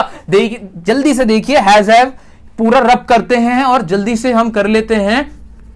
हां, हो गया, हो गया। आप WH फैमिली लगा देंगे और ये स्ट्रक्चर बन जाएगा। ठीक है, थैंक यू। दोस्तों, अब हम बात करने जा रहे हैं पास्ट इंडेफिनिट टेंस की। पास्ट इंडेफिनिट वर्ड सुनते ही दिमाग में क्या आया? ये आया कि काम जो हुआ है उसकी टाइमिंग तो है पास्ट में, यानी बीते हुए कल में, और वो काम कितना हुआ है? वो है इंडेफिनिट, यानी वो डेफिनिट नहीं है, मुझे मालूम नहीं है कि कितना हुआ है। आमतौर पर पास्ट इंडेफिनिट टेंस के अंदर हम वो बातें करते हैं कि जो हमने पास्ट में कोई काम किया उसे हम अब बता देते हैं। ये वाली जो बातें होंगे, ये वाले जो सेंटेंसेस होंगे, वो बनते हैं पास्ट इंडेफिनिट टेंस में। अच्छा, इसके और आगे बात करने से पहले मैं आपको एक बात पे ध्यान दिलाना चाहूंगा कि इसके अंदर जो फॉर्म यूज होती है वो होती है second form of verb. Past indefinite के अंदर फॉर्म ऑफ वर्ब यूज होगी सेकंड। जो हमारी 3 फॉर्म्स ऑफ वर्ब होती है ना, फर्स्ट सेकंड थर्ड, उसमें जो सेकंड होगी वो होगी पास्ट इंडेफिनिट में इस्तेमाल। अच्छा एक बात और, इसको याद कैसे रखोगे? इसको याद रखना ना बहुत ही आसान काम है। वो कैसे कि जो हमारी तीनों फॉर्म हुई उसमें फर्स्ट और थर्ड का तो बहुत जगह इस्तेमाल होता है, लेकिन ये जो सेकंड फॉर्म होती है ना, सेकंड फॉर्म का सिर्फ और सिर्फ इस्तेमाल पूरी इंग्लिश के अंदर सिर्फ पास्ट इंडेफिनिट में होता है। मैं ये कह सकता हूं कि सेकंड फॉर्म बनाई ही गई है इस पास्ट इंडेफिनिट के लिए। तो ये याद रखना बहुत आसान काम है, बहुत स्पेशल टेंस है। अच्छा इसकी बात करते हैं कि इसका इस्तेमाल कितना होता है। पास्ट इंडेफिनिट का बहुत ज्यादा इस्तेमाल होता है। कैसे? क्योंकि हम लोगों की टेंडेंसी होती है, ह्यूमन बींग्स की एक आदत होती है कि हम लोग बात करते हैं पुरानी, पिछली, मैंने ये किया, मैंने वो किया, मैं वहां गया, मैं ये घूमा, ये वो, जितनी भी आप अपनी बातें बताते हो, घटनाएं बताते हो, वो सब किस में बताते हो? आप पास्ट इंडेफिनिट में ही बताते हो। तो इसका इस्तेमाल बहुत ही ज्यादा होता है, तो इसको बहुत अच्छे से पढ़ना है हमें। अच्छा अब एक बात और मेरे दिमाग में आ रही है, वो क्या है? जब मैं इस चार्ट को देखता हूं, यहां तो ये लिखा है कि अगर टेंस इंडेफिनिट हो तो फॉर्म ऑफ वर्ब लगेगी फर्स्ट। आप समझ पा रहे हैं मैं क्या कह रहा हूं? मैं कहना ये चाहता हूं कि हमने तो ये पढ़ा है कि अगर कोई भी टेंस है वो इंडेफिनिट है तो उसके साथ फॉर्म तो लगेगी वर्ब की, मेन वर्ब की फर्स्ट। लेकिन पास्ट इंडेफिनिट में सेकंड फॉर्म कैसे आ गई? इसका जवाब ये है कि सिर्फ यही एक टेंस है, ये ही एक टेंस है जिसके अंदर एक एक्सेप्शन है कि इंडेफिनिट तो है लेकिन फॉर्म लगेगी सेकंड। तो हमने ये पढ़ा कि ये एक एक्सेप्शन है, इस रूल का सिर्फ एक एक्सेप्शन है, वो है ये हमारा क्या? Past indefinite tense. अच्छा एक्सेप्शन याद कैसे होगी? अरे याद करने की जरूरत ही नहीं पड़ेगी, क्योंकि मैंने बोला तो आपसे कि वर्ब की सेकंड फॉर्म सिर्फ और सिर्फ पास्ट इंडेफिनिट में इस्तेमाल की जाएगी। ओके अब आगे बात करते हैं इसकी। पास्ट इंडेफिनिट की हिंदी में कैसे पहचान याद रखोगे?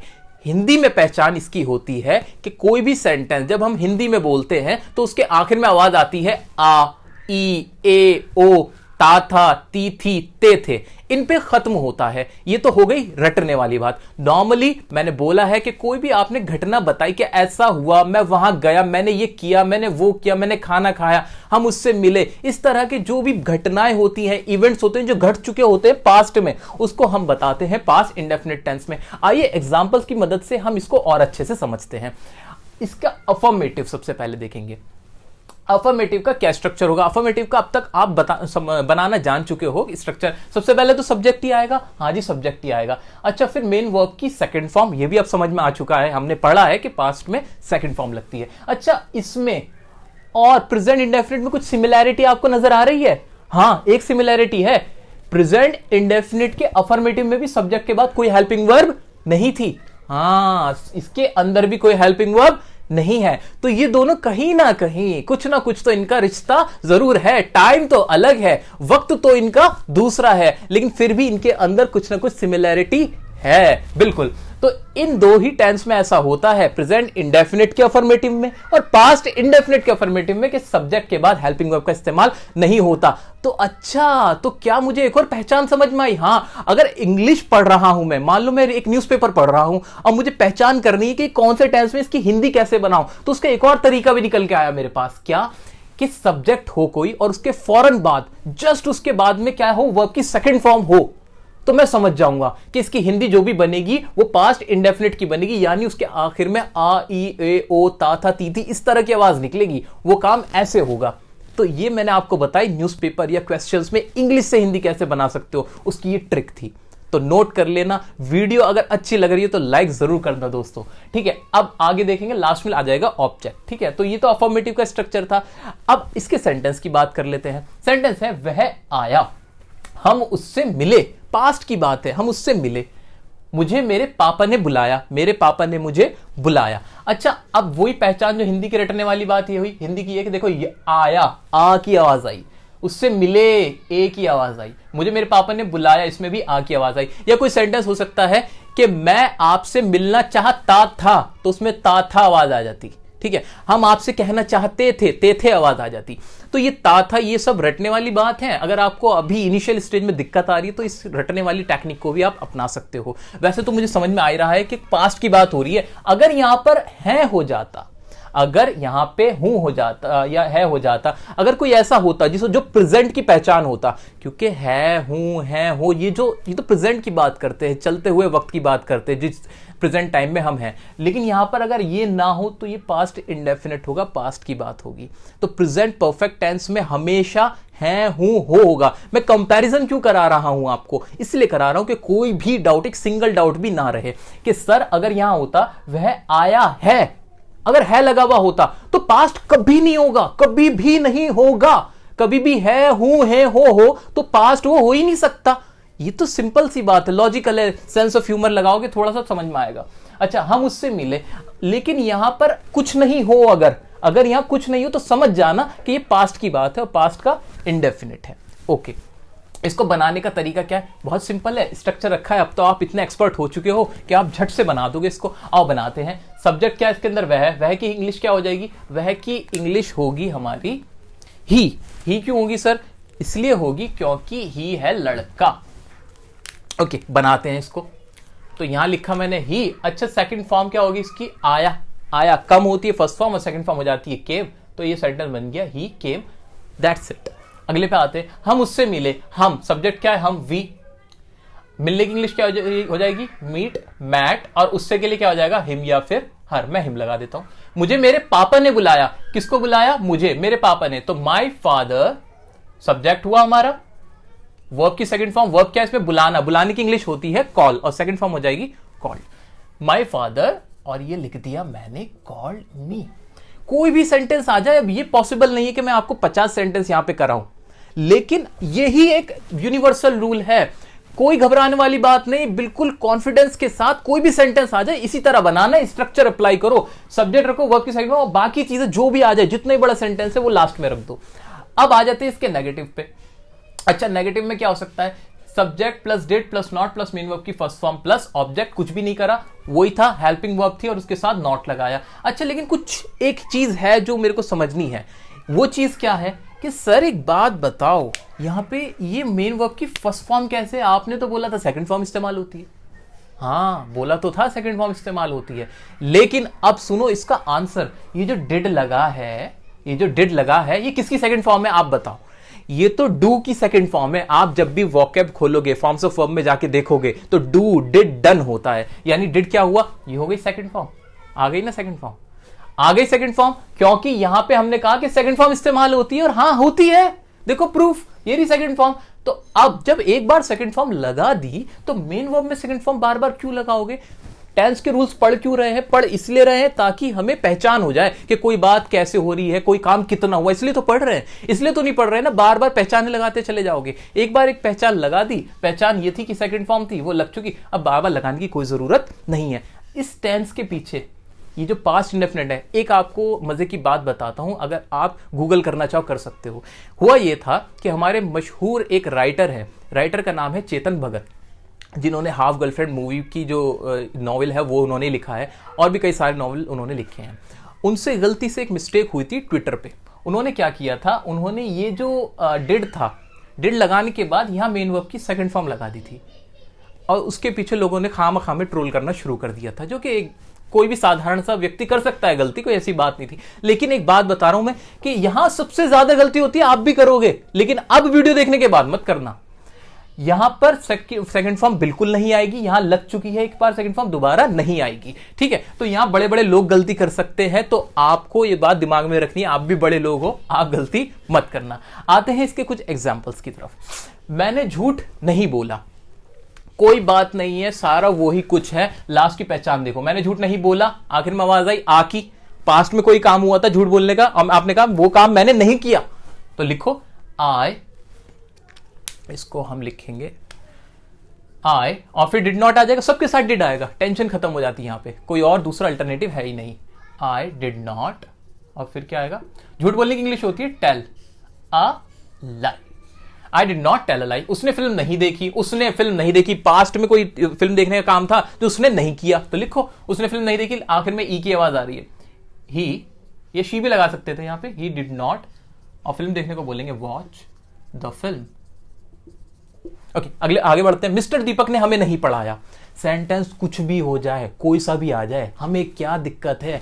कोई नाम आ जाए, दीपक आ जाए, रमेश आ जाए, सुरेश आ जाए, रवि आ जाए, हमें कोई मतलब नहीं है। वर्ब कोई सी भी आ जाए, खाना पीना, हंसना रोना नहाना, कुछ भी, हमें क्या मतलब है? स्ट्रक्चर पढ़ना है, पहचान देखनी, लगा देना, इंग्लिश बना दो, बन जाओ एक्सपर्ट। आओ, मिस्टर दीपक ने हमें नहीं पढ़ाया, तो मिस्टर दीपक सब्जेक्ट है, लगाओ। फिर वर्ब क्या आएगी? डिड नॉट, और पढ़ाना टीच, और किसको नहीं पढ़ाया? हमें, us. Mister Deepak did not teach us. अच्छा, कुछ एग्जांपल्स और समझ लो वर्बली, अफर्मेटिव के और नेगेटिव के। जैसे एग्जांपल क्या हो सकता है? मैं गया, तो इंग्लिश क्या बन जाएगी? I went. तुम आए, यू केम। ठीक है, हमने उसे बुलाया, वी कॉल्ड हिम। उसने कहा, ही सेड। मैंने उससे पूछा, आई आस्क्ड हिम। मैं घर वापस आया, आई रिटर्न्ड एट होम। तुमने क्या कहा? व्हाट डिड यू से। हमने पूछा, वी आस्क्ड। कुछ भी, हमने खाना नहीं खाया, we did not eat the food. मैंने क्रिकेट नहीं खेला, we did not play the cricket. तो कुछ भी बना सकते हो वर्बली। अब कितने बोल सकते हो, लिखने में कितने ही लिख सकते हो। आगे बढ़ते हैं इंटरोगेटिव की तरफ। इंटरोगेटिव में क्या पढ़ रखा है हमने? कुछ भी नहीं। सबसे पहले क्या आ जाएगी? हेल्पिंग वर्ब आ गई। हेल्पिंग वर्ब इसकी डिड थी, डिड आ गई। सब्जेक्ट आना ही था। मेन वर्ब की फिर से फर्स्ट फॉर्म आएगी क्या? बिल्कुल आएगी, डिड आ गई ना। सेकंड फॉर्म पास्ट इंडेफिनिट हो गया, और ऑब्जेक्ट आ जाएगा, मार्क ऑफ इंटरोगेशन आएगा। क्या तुमने यूट्यूब पर वीडियो देखी? देखो, कुछ डिफरेंट सा एग्जांपल ले लिया। इसको बनाने में दिक्कत है? कोई दिक्कत नहीं, बनाते हैं ना। क्या तुमने यूट्यूब पर वीडियो देखी, लास्ट में ई की आवाज आई? ई की आवाज आई, पास्ट में देखने की बात हुई थी। ठीक है, बना दो इसको। डिड, फिर लिखो सब्जेक्ट, उसके बाद रखनी मेन वर्ब की फर्स्ट फॉर्म। देखने को क्या बोलते हैं? वॉच, और फिर क्या? Video. Did you watch the video on YouTube? On YouTube, mark of interrogation. ये बन गया, did you watch the video on YouTube. Okay, क्या उसने पढ़ाई की? क्या उसने पढ़ाई की? अच्छा, नॉर्मल इंटरोगेटिव सेंटेंस है, इनका आंसर यस या नो ही वाला होता है। आपने पहले पढ़ रखा है इस चीज को। क्या उसने पढ़ाई की? डिड, फिर से डिड आ जाएगा, ही या शी आ जाएगा। डिड ही स्टडी, बस बात खत्म हो गई। क्या तुमने लिखा? Did you right. अच्छा, इसके आगे कुछ भी होता, ऐसा होता कि क्या तुमने ब्लैक बोर्ड पे लिखा, तो क्या लिखते? इसकी इंग्लिश क्या बन जाती? Did you right on black board. क्या तुमने क्लास में लिखा? Did you right in the class. कुछ भी, आगे कुछ भी हो जाए, हमें कोई मतलब नहीं, आपको इतना सही करना है। तो ये हमने देखा अफर्मेटिव, नेगेटिव और इंटरोगेटिव। ठीक है, अब बचता है एक डबल इंटरोगेटिव। डबल इंटरोगेटिव का आपके लिए होमवर्क है, स्ट्रक्चर बना के दिखाना क्या हो सकता है, और वही कान से धुएं निकल जाएंगे और आपकी बिल्कुल हवा खराब होने वाली है, क्योंकि बहुत ही मुश्किल होता है डबल इंटरोगेटिव। जी हाँ, बहुत मुश्किल। क्या होता है? कुछ नहीं होता जी, डिड से पहले क्या लग जाएगी? WH, family. और एग्जांपल क्या हो जा सकते हैं? तुमने मुझे क्यों बुलाया? Why did you call me? तुमने उससे क्या कहा? पास्ट में क्या कहा? What did you say to him? तुमने उससे क्या पूछा? What did you ask him? तुम वहां क्यों गए? Why did you go there? ठीक है, तो ये सेंटेंसेस आप WH फैमिली के बना सकते हो। प्रैक्टिस के लिए 50 सेंटेंस बनाओ, 100 सेंटेंस बनाओ, लेकिन एक बार आज ये वीडियो देखने के बाद बना जरूर लेना, और इस पे कमांड हासिल करना। पास्ट इंडेफिनिट बहुत ज्यादा इस्तेमाल होने वाला है। कभी भी अपनी कोई स्टोरी बताओगे, कुछ भी बताओगे, इंटरव्यू में बैठे हो, कहीं कुछ लिख रहे हो, ये इस्तेमाल बहुत होना है। तो ये हमने आज देखा, बड़े अच्छे से समझ लिया है। अब आगे बढ़ते हैं हम अपने पास्ट कंटिन्यूअस की तरफ। दोस्तों, अब हम पहुंच चुके हैं पास्ट कंटिन्यूअस टेंस पे। पास्ट कंटिन्यूअस टेंस पे जब हम पहुंच गए हैं ना, तो यानी हमने अपना काम बहुत आसान कर लिया है। अब आपको टेंसेस समझने के लिए सिर्फ प्रेजेंट टेंस को समझने की जरूरत होती है। जिसने प्रेजेंट टेंस अच्छे से पढ़ लिए हैं, वो सारे टेंस फिर कर लेगा, क्योंकि उसको एक सोच आ जाती है टेंसेस की, और ये काम हम और आप आज कर चुके हैं इस वीडियो के अंदर। तो अब यहां पर देखते हैं कैसे हम एक जादू करेंगे और ट्रिक के साथ इसको समझेंगे। बिल्कुल जादू सही तो है। पास्ट कंटिन्यूअस टेंस, अब पढ़ना कौन सा है? Past continuous. और पढ़ कौन सा चुके हैं हम पढ़ चुके हैं प्रेजेंट कंटिन्यूअस टेंस। ये हमने पढ़ लिया है, ठीक है। अब इसमें और इसमें मुझे फर्क बताओ आप। इसमें और इसमें डिफरेंस मुझे दिख रहा है। कंटिन्यूअस तो कंटिन्यूअस है, टेंस तो टेंस है, पास्ट प्रेजेंट। सिर्फ फर्क किस चीज का है? टाइम का। हां, सिर्फ इसका और इसका फर्क है, बाकी तो टेंस सेम हो गया। अच्छा, मैं हिंदी में कुछ समझू इसको। प्रेजेंट कंटिन्यूअस में हमने क्या पढ़ा था? प्रेजेंट कंटिन्यूअस में कोई काम प्रेजेंट में चल रहा होता था, दिल की धड़कन थी, ये बात थी, ठीक है जी। कैसे सेंटेंस होते थे? मैं जा रहा हूं, तुम आ रहे हो, मैं जा रहा था, तुम आ रहे थे। यही तो करना है। हाँ, यही करना है, बिल्कुल यही करना है, क्योंकि सिर्फ टाइम बदलना है। टाइम बदलना है, हिंदी में भी टाइम बदल जाएगा और उसकी इंग्लिश बनाने में भी टाइम बदल जाएगा। अच्छा, हिंदी में बदलने के लिए मैंने मैं जा रहा हूं को मैं जा रहा था से बदल दिया, यानी था रिप्लेस कर दिया हूं से, था रिप्लेस कर दिया हूं से। इंग्लिश में क्या करूं? क्या करूं? टाइम बताने के लिए, पहचान करने के लिए हेल्पिंग वर्ब का इस्तेमाल होता है कि नहीं? हाँ, इसकी हेल्पिंग वर्ब क्या होती है? प्रेजेंट कंटिन्यूअस की हेल्पिंग वर्ब होती थी इज, एम, आर। वैसे मैं लिखने में तो खामखा अपना टाइम खराब कर रहा हूं, यहां लिखा तो है ये ना, ये कंटिन्यूअस के लिए तो थी, कंटिन्यूअस की प्रेजेंट के लिए एम आर थी। पास्ट के कंटिन्यूअस के लिए क्या होती है? क्या होनी चाहिए, बल्कि was वर होनी चाहिए। बिल्कुल, तो मैं कह सकता हूं इसकी हेल्पिंग वर्ब क्या हो जाएगी, was वर। अच्छा, कोई और चेंज करना है, वर्ब की फॉर्म में चेंज करना है? बिल्कुल नहीं। कंटिन्यूअस के लिए मेन वर्ब की फर्स्ट फॉर्म प्लस आईएनजी। सब कुछ बिल्कुल लॉजिकल लिखा हुआ है, सिस्टमैटिक है। बल्कि ताज्जुब होता है, दुख होता है कि आप टेंस नहीं सीख पाते हो, क्योंकि सबसे आसान चीज है इंग्लिश के अंदर प्रेपोजिशन पढ़ने में, कंजंक्शन पढ़ने में तो है ऐसे रूल के इतने क्लियर नहीं है, सोचना पड़ता है, समझना पड़ता है सेंटेंस को पूरा। अरे इसमें तो कुछ भी नहीं है, ये तो बिल्कुल ऐसा है कि आप हलवा रखा है खा लो, देखो कितना सिस्टमैटिक है। कुछ नहीं किया, अफर्मेटिव में बनाने की कुछ जरूरत है? बिल्कुल बच्चों वाली बात हो गई है। अब आप एक्सपर्ट हो, जीनियस बन चुके हो, करो इसको, आओ अफर्मेटिव बनाओ मेरे साथ। सब्जेक्ट रखेंगे, हेल्पिंग वर्ब, प्रेजेंट कंटिन्यूअस का सोचते हुए करो जरा। प्रेजेंट कंटिन्यूअस में क्या होता था, subject is am are, main verb की first form plus ING plus object, ये होता था। क्या बदल दूं, हेल्पिंग वर्ब भी तो चेंज करनी है, सिर्फ वही किया है मैंने कुछ नहीं किया, यहां सिर्फ वही किया है। बिल्कुल हाँ, सब्जेक्ट रखा, वॉज वर लगा दिया। अच्छा, वॉज किसके साथ, वर किसके साथ? वही पुराना रूल है हमारा, वॉज आएगा सिंगुलर्स के साथ, वर आएगा प्लूरल्स के साथ, लेकिन आई के साथ भी आपको वॉज लगाना है। ये एक्सेप्शन याद रख लेना, क्या आई के साथ लगेगा वॉज, ठीक है, बस ये याद रखना है। बाकी सब सेंटेंस सेम है। नेगेटिव में क्या होगा, नेगेटिव में भी कुछ नहीं, इज एम आर हटाओ, वॉज वर लगाओ। इंटरोगेटिव में इज एम आर हटाओ, वॉज वर लगाओ। डबल इंटरोगेटिव में इज एम आर हटाओ, वॉज वर लगाओ। अब एग्जाम्पल समझते हैं। अफर्मेटिव क्या हो सकता है, मैं जा रहा था, आई वॉज गोइंग। मैं पढ़ रहा था, आई वॉज स्टडिंग। पास्ट में कोई काम चल रहा था, उसको बता रहे हो आप। प्रेजेंट में कोई काम चल रहा है, हम समझ चुके हैं। अब पास्ट में कोई काम चल रहा था, उसे हम समझ रहे हैं। मैं आपसे बातें कर रहा था, I was talking to you. मैं फिल्म देख रहा था, I was watching the film. वह आना चाह रही थी, she was trying to come. यहां सेंस पे गया है, वॉन्टिंग नहीं लगता, ट्राइंग लगा दिया मैंने। तुम खेल रहे थे, यू वर प्लेइंग। हम क्या कर रहे थे, वॉट वर वी डूइंग। तो अफर्मेटिव के थे, एक इंट्रोगेटिव का भी एग्जांपल दिया। अब तरीके से चलते हैं, थोड़ा सा नेगेटिव के एग्जांपल्स लेते हैं। मैं झूठ नहीं बोल रहा था, I was not telling a lie. मैं इंग्लिश नहीं बोल रहा था, I was not speaking English. मैं तुमसे नहीं मिल रहा था, I was not meeting you. वह खाना नहीं खा रही थी, she was not eating the food. वह दिवाली नहीं मना रहा था, he was not celebrating Diwali. कुछ भी बना सकते हो, सिर्फ और सिर्फ खेल है, खेल जितना खेलना चाहो आप खेल सकते हो। आओ इंट्रोगेटिव पे। इंट्रोगेटिव वही शुरू में क्या आ जाएगा, नॉर्मल इंट्रोगेटिव है। क्या तुम यहां आ रहे थे, वर यू कमिंग हियर। क्या तुम टीवी देख रहे थे, were you watching the television. क्या तुम मुझे बुला रहे थे, वर यू कॉलिंग मी। क्या तुम क्रिकेट खेल रहे थे, वर यू प्लेइंग क्रिकेट। कुछ भी बना सकते हो आप। आपके पास हथियार है, आपको मैंने एक आमरी दे दी है, अब आप उसको यूज करना, ये आपके ऊपर है कि आप उसको कैसे यूज कर सकते हो। डबल इंटरोगेटिव में क्या हो जाए, डबल एच फैमिली लग जाएगा। तुम यहां क्यों आ रहे थे, why were you coming here. तुम क्या पढ़ रहे थे, वॉट वर यू स्टडिंग। तुम क्या देख रहे थे, वॉट वर यू वॉचिंग। तुम किससे मिल रहे थे, होम वर यू मीटिंग। तो ये तो थे कुछ एग्जाम्पल्स। जितने एग्जाम्पल आप बनाना चाहो, बिल्कुल कोई भी गलती नहीं होने वाली है, क्योंकि सब कुछ क्लियर है, सब कुछ आपके हाथ में, स्ट्रक्चर आपने बनाए हैं, ये कहीं से उठ के नहीं आए, आपने खुद बनाए हैं, बहुत इजी है। दोस्तों अब बारी आई है पास्ट परफेक्ट टेंस की।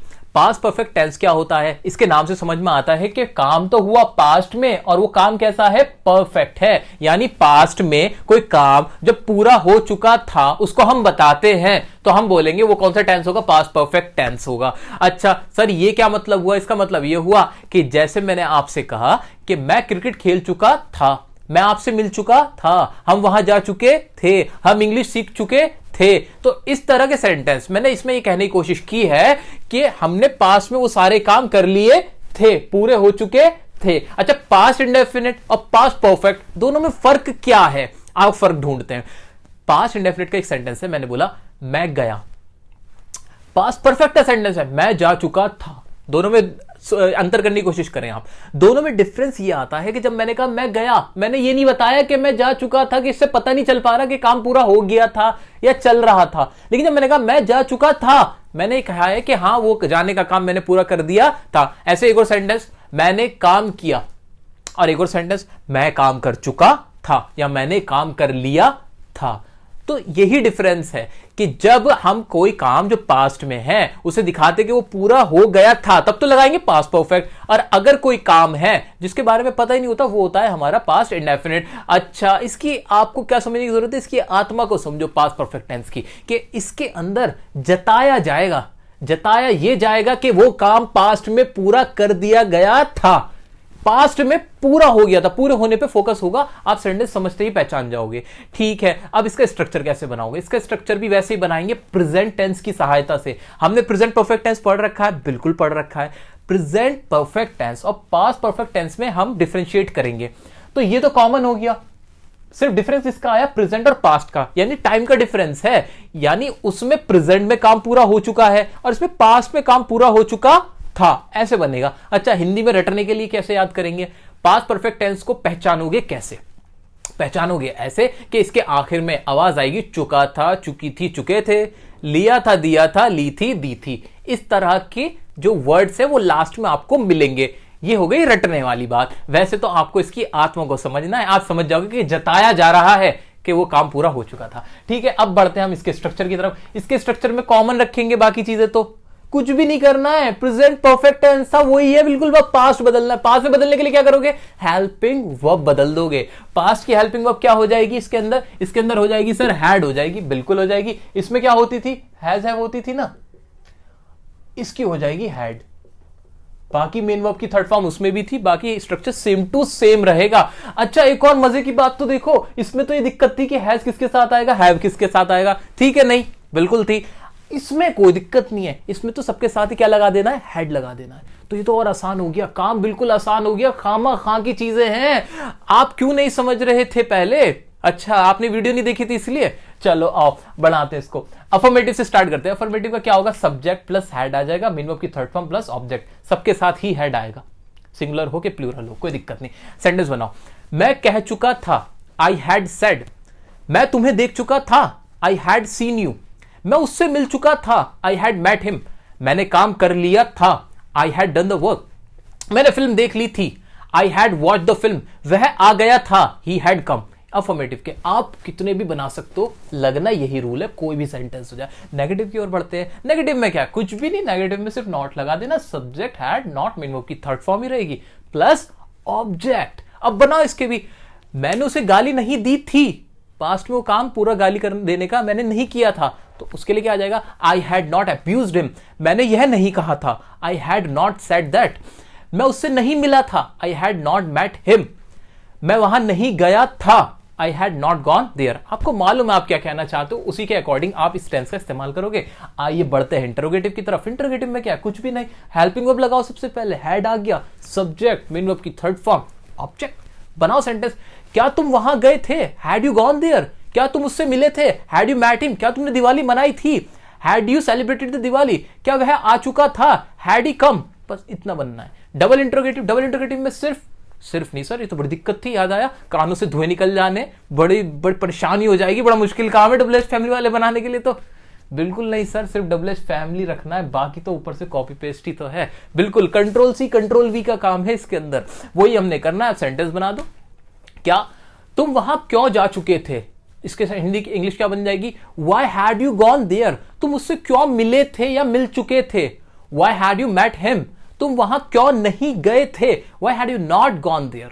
कोई भी सेंटेंस बनाओ, बाकी का काम आपका दोस्तों, आपका। बिल्कुल आपको प्रैक्टिस करनी है, आज के आज, अभी के अभी प्रैक्टिस कर लो, कभी नहीं भूलोगे। लाइफ टाइम की इन्वेस्टमेंट है ये, आज की प्रैक्टिस लाइफ टाइम की इन्वेस्टमेंट। कल पे मत डालना कि आज वीडियो देख के कल करोगे, प्लीज अभी करो, बिल्कुल करो, अभी कॉन्सेप्ट क्लियर है, सीख जाओगे, कभी नहीं भूलोगे।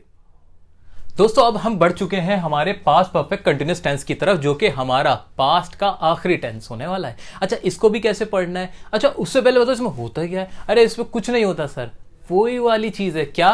पास्ट में कोई काम चल रहा होता है पास्ट से ही, मतलब कोई पुराने वक्त में, बीते हुए वक्त के अंदर कोई काम चल रहा था और वो भी किसी खास वक्त से चल रहा था। एग्जाम्पल के तौर पे जैसे मैंने आपसे कहा, मैं 2 घंटे से आपका इंतजार कर रहा था। मैं 10 साल से दिल्ली में रह रहा था। मैं आपके साथ 2 मिनट से बातें कर रहा था। तो इस तरह की टाइमिंग, पास्ट की बात पास्ट में करे जाओगे तो कौन सा टेंस लगाओगे? पास्ट परफेक्ट कंटिन्यूअस टेंस बनाने का तरीका, हाँ वही वाला, कौन सा जो अब तक पढ़ते हुआ है, पास्ट टेंस को पढ़ने की जरूरत ही नहीं है अगर प्रेजेंट पढ़ रखा है, वही वाली बात मैं दोहरा रहा हूं अपनी, और आप भी देखो यही होने वाला है। यहां पे भी क्या होने वाला है, देखो दोबारा से कंपैरिजन करते हैं हम। कंपैरिजन में देखो past perfect continuous, present perfect continuous, फर्क क्या, सिर्फ ये फर्क है, बाकी ये चीजें तो कॉमन आ गई, यानी स्ट्रक्चर आधा से ज्यादा तो सेम हो गया, सिर्फ बदलने की क्या जरूरत है, हेल्पिंग वर्ब बदल देना बस, और कुछ नहीं करना है। हेल्पिंग वर्ब ही बदली हुई मिलेगी, और हेल्पिंग वर्ब भी बहुत आसान होगी। कैसे आसान होगी, प्रेजेंट परफेक्ट कंटीन्यूअस की हेल्पिंग वर्ब क्या होती है जरा बताइए। इनकी हेल्पिंग वर्ब होती है हैज बीन या फिर हैव बीन, ये होती है ना, हाँ होती तो यही थी। इसमें बदल के क्या हो जाएगी, अब आपको भी आइडिया है, जी हाँ बिल्कुल सही सोच रहे हो, क्या हो जाएगी, इसकी हेल्पिंग वर्ब बदल के जानी है बस, यानी ये तो और शॉर्ट कर दिया। हाँ हाँ हुआ है, शॉर्ट हुआ है, बहुत आसान हो गया, बस थोड़ी सी मेहनत प्रेजेंट में करनी है, पास्ट में तो फिर जो मेहनत पहले कर रखी है उसका खाओगे। ठीक है, आगे बढ़ जाओ, अफर्मेटिव पे आओ। अफर्मेटिव का बनाने का तरीका मैं नहीं बनाऊंगा, आप बनाओगे। सब्जेक्ट, हेल्पिंग वर्ब क्या आ जाएगी, हैड बीन, मेन वर्ब की कौन सी form, first form ING plus object plus since or for, same to same. आगे बढ़ो नेगेटिव में, सब्जेक्ट प्लस आगे क्या लिखा हुआ है देखो, had not plus been plus main verb की first form plus ING plus object plus since or for. ध्यान से देख लो, बताने की भी जरूरत नहीं है। इंटरोगेटिव का देखो वही हैड आया, सब्जेक्ट आया, बीन मेन वर्ब की first form plus ING plus object plus सिंसियर फोर, ऐसे उसके अंदर डब्ल्यूएच फैमिली आया, हैड आएगा, सब्जेक्ट प्लस बीन आएगा। इसको ध्यान से देखना, प्रेजेंट परफेक्ट कंटीन्यूअस में भी यही दिक्कत है और पास्ट परफेक्ट कंटीन्यूअस में भी, कि जो हमारे इसके इंटरोगेटिव होते हैं ना, तो बीन बीच में घुसता है सब्जेक्ट के, ये सब्जेक्ट बीच में आता है बीन के, तो ये चीज देख लेना आप लोग। ठीक है, तो ये सेम टू सेम था। अब इसके कुछ एग्जाम्पल कर सकता हूं क्या मैं, बिल्कुल कर सकता हूं, आओ बनाते हैं। मैं 2 घंटे से आपका इंतजार कर रहा था, I had been waiting for you for 2 hours. हम 10 मिनट से क्रिकेट खेल रहे थे, we had been playing cricket for 10 minutes. तुम 10 साल से दिल्ली में रह रहे थे, you had been living in Delhi for 10 years. ऐसे मैं 26 जनवरी से पतंग उड़ा रहा था, I had been flying the kite since 26 January. यहां पर ये जनवरी था, एक डेफिनेट टाइमिंग थी, इसलिए हमने सिंस लगा दिया। अब आते हैं नेगेटिव की तरफ। नेगेटिव, मैं 10 मिनट से टीवी नहीं देख रहा था, I had not been watching television for 10 minutes. मैं 10 साल से तुम्हारा इंतजार नहीं कर रहा था, I had not been waiting for you for 10 years. ऐसे ही तुम 10 मिनट से पढ़ाई नहीं कर रहे थे, you had not been studying for 10 minutes. कोई भी बना सकते हो, स्ट्रक्चर रखो, बनाओ। हाँ, इस्तेमाल कम होता है। जनरल अगर मैं बात करूं, क्वेश्चन पूछे जा सकते हैं, कॉम्पिटिटिव में तो कुछ भी पूछा जा सकता है, कॉम्पिटिटिव में तो चाहता ही वो ऐसे टेढ़ी चीजें देना है, लेकिन हाँ स्पीकिंग के पॉइंट ऑफ व्यू से थोड़ा कम इस्तेमाल होता है। इंटरोगेटिव में ऐसे ही, had you been going Delhi, had you been going Delhi for 2 hours, क्या तुम 2 घंटे से दिल्ली जा रहे थे। मतलब कुछ भी सेंटेंस आप बना सकते हो।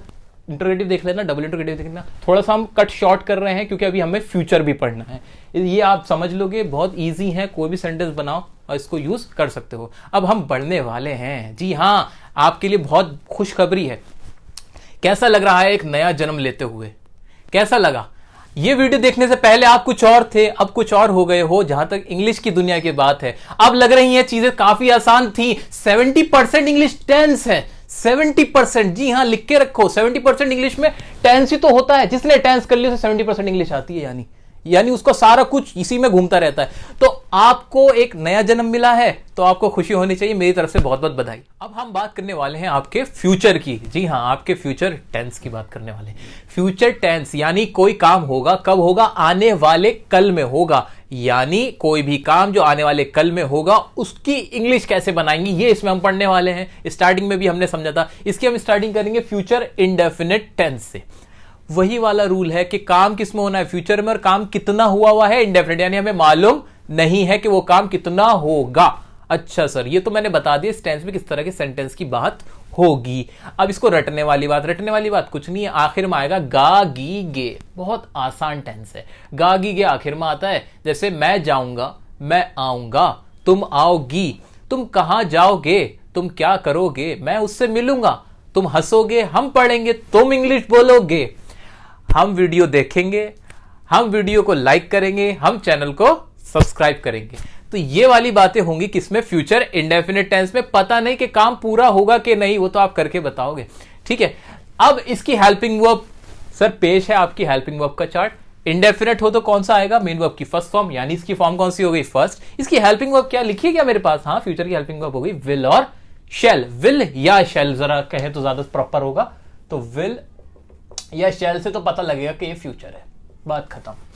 वर्ब की फर्स्ट फॉर्म आएगी, बिल्कुल वही। अब तो मेरे कराने की भी जरूरत नहीं है, अब तो आप कैपेबल हो खुद करने के लिए। जी हाँ, अब आप पढ़ाओगे, अब आप पढ़ोगे नहीं, अब आप पढ़ाओगे, अब इस लेवल पे आप आ चुके हो।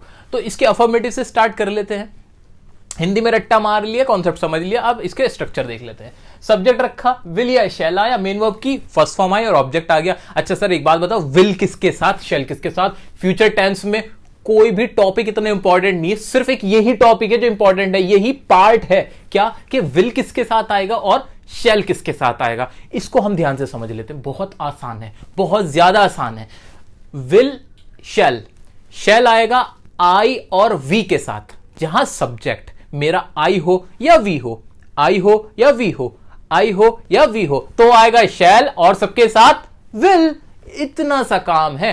अभी बात पूरी नहीं हुई, बात क्या है आगे की। विल और शैल एक मॉडल वर्ब भी है।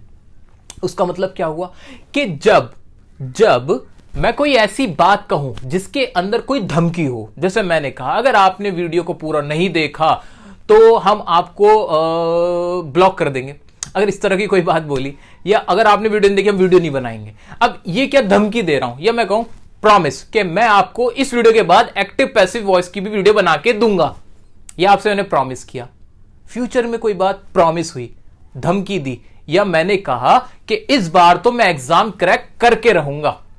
अब ये क्या किया, डिटर्मिनेशन। मैंने एक खुद से वादा किया, या मैं कह सकता हूं कि एक मैंने प्रतिज्ञा ली, दृढ़ संकल्प जिसे हिंदी में कहते हैं, कि मैंने खुद से एक वादा किया, ये काम मैं करके रहूंगा।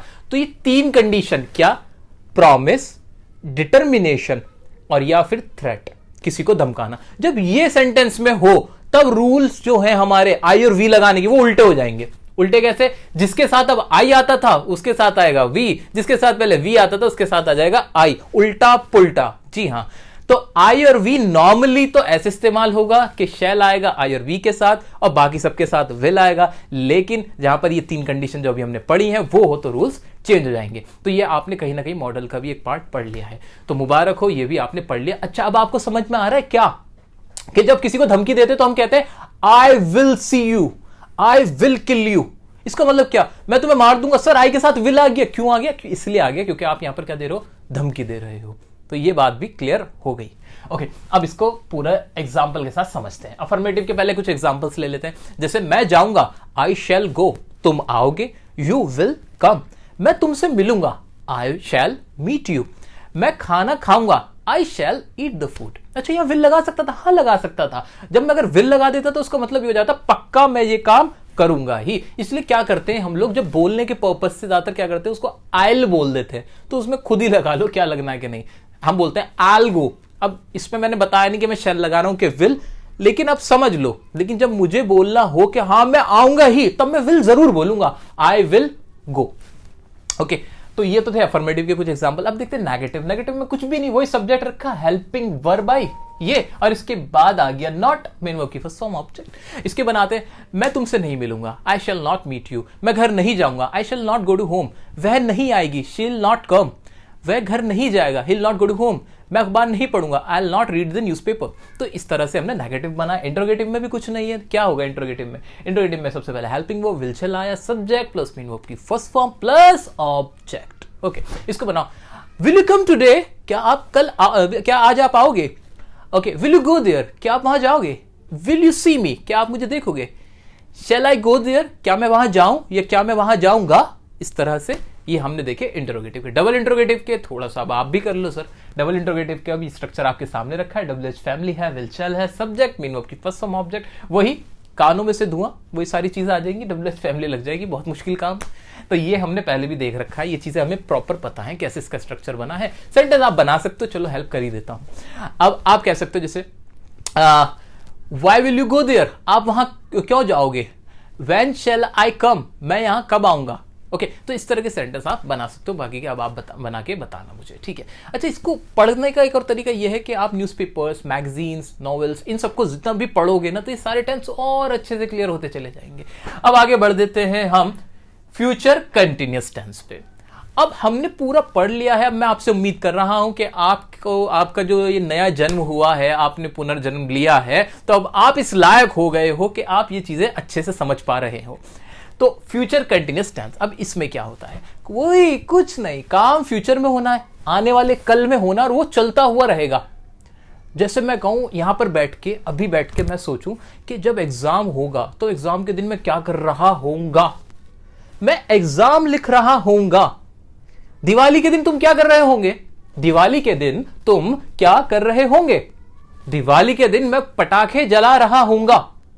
ठीक है, ऐसे टीचर क्लास में क्या कर रहा होगा बताना जरा, टीचर क्लास में पढ़ा रहा होगा, रहा होगा, रहा होगा, रही होगी, रहे होंगे। अच्छा, रटने वाली बात समझ में आई, और अच्छा इसकी आत्मा को छुओ, इसकी आत्मा को समझो, महसूस करो, तो समझ में आया फ्यूचर में कोई काम चल रहा होगा।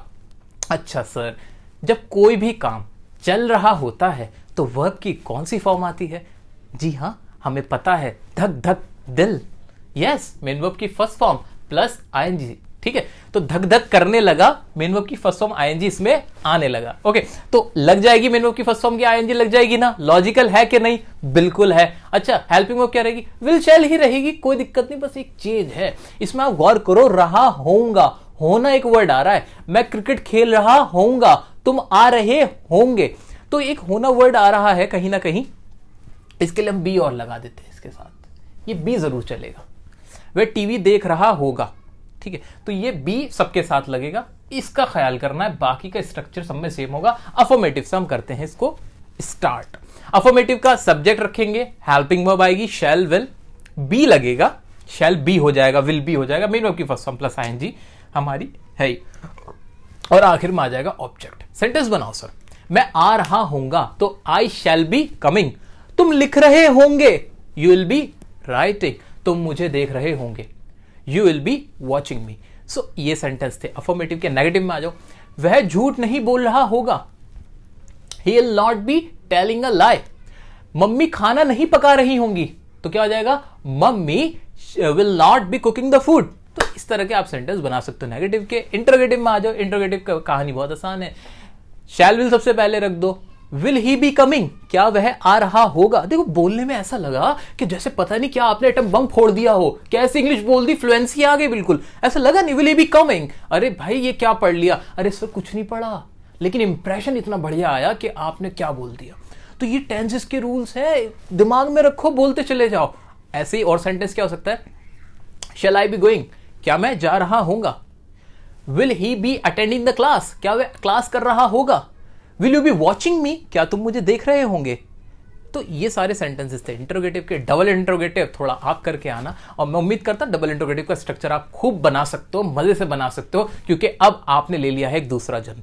तो अब हम बात करेंगे इसके अगले टेंस की। अगला टेंस होगा हमारा फ्यूचर परफेक्ट टेंस। दोस्तों अब बढ़ चुके हैं हम अपने अगले टेंस की तरफ, और अगला टेंस है हमारा फ्यूचर परफेक्ट टेंस। अच्छा, फ्यूचर में कोई काम है और वो क्या है, परफेक्ट है। देखो टेक्निकल चलोगे ना, चीजें कितनी इजी लगती हैं, सिस्टमैटिकली, लॉजिकली, कितने अच्छे अच्छे वर्ड्स हैं ये, सिस्टमैटिक, लॉजिकल, तो टेक्निकल, स्ट्रेटेजिकल, तो ये वर्ड्स जो है ना स्टूडेंट लाइफ में इनकी बहुत इंपॉर्टेंस है, और वही हम यहाँ अप्लाई कर रहे हैं। तो फ्यूचर परफेक्ट, काम फ्यूचर में हुआ और वो कैसा है, परफेक्ट है, यानी वो फ्यूचर में ही पूरा हो चुका होगा। अरे सर ये क्या कह रहे हो, सर सच बताऊं तो इन टेंस का रेलेवेंस बहुत कम है बोलने के पर्सपेक्टिव से। बोलने के पर्सपेक्टिव से ये बहुत कम इस्तेमाल होते हैं। पर्सनली स्पीकिंग, फ्रैंकली स्पीकिंग, मैं भी नहीं करता इनका इस्तेमाल, लेकिन एग्जाम के लिए तैयार होके जाओ, नॉलेज के पर्पज से सब कुछ आना चाहिए। आओ चलो सेंटेंस बनाते हैं। और सेंटेंस क्या होता है, इसमें इस तरह के सेंटेंस होंगे कि मैं वो काम कर चुका होऊंगा, जैसे मैंने आपसे कहा मैं ये वीडियो देखने के बाद टेंस सीख चुका होऊंगा, मैं इंग्लिश बोल चुका होऊंगा, मैं चैनल को सब्सक्राइब कर चुका होऊंगा, मैं वीडियो को लाइक कर चुका होऊंगा, हम वीडियो को शेयर कर चुके होंगे, हम आपसे मिल चुके होंगे। ये वाले सेंटेंसेस सारे आएंगे फ्यूचर परफेक्ट टेंस के अंदर। अच्छा सर जल्दी से बता दो अब मुझे इसकी हेल्पिंग वर्ब क्या होगी। सर हेल्पिंग वर्ब विल शैल की विल शैल ही रहने वाली है, कोई दिक्कत नहीं है। मतलब एक थोड़ा सा चेंज क्या होगा, इसके साथ हैव और लगना है। हैव लगेगा परफेक्ट दिखाने के लिए। अच्छा जहां भी कोई टेंस परफेक्ट हो तो क्या लगता है, हाँ लगती है वर्ब की थर्ड फॉर्म, हमें पता है थर्ड फॉर्म लगती है, रूल में भी लिखा है परफेक्ट के साथ थर्ड फॉर्म। चार्ट है, सिंपल बनाओ ना इसको। तो हेल्पिंग वर्ब तो वही रहेगी विल शैल। साथ में हैव और लग जाएगा। ठीक है, अब अफर्मेटिव का स्ट्रक्चर देख लिया, सब्जेक्ट से स्टार्ट हुआ, विल और शैल, हेल्पिंग वर्ब आई, हैव आया, मेन वर्ब की थर्ड फॉर्म प्लस ऑब्जेक्ट। अब जल्दी से इनके कुछ एग्जांपल्स लेते हैं और मजेदार से और उनकी हिंदी भी बना लेते हैं। अच्छा चलो, एग्जांपल हो गया, जैसे आप यहां आ चुके होंगे तो क्या हो जाएगा, you will have come here. मैं आपसे मिल चुका होऊंगा, I will have met you. तुम खाना खा चुके होंगे, you will have eaten the food.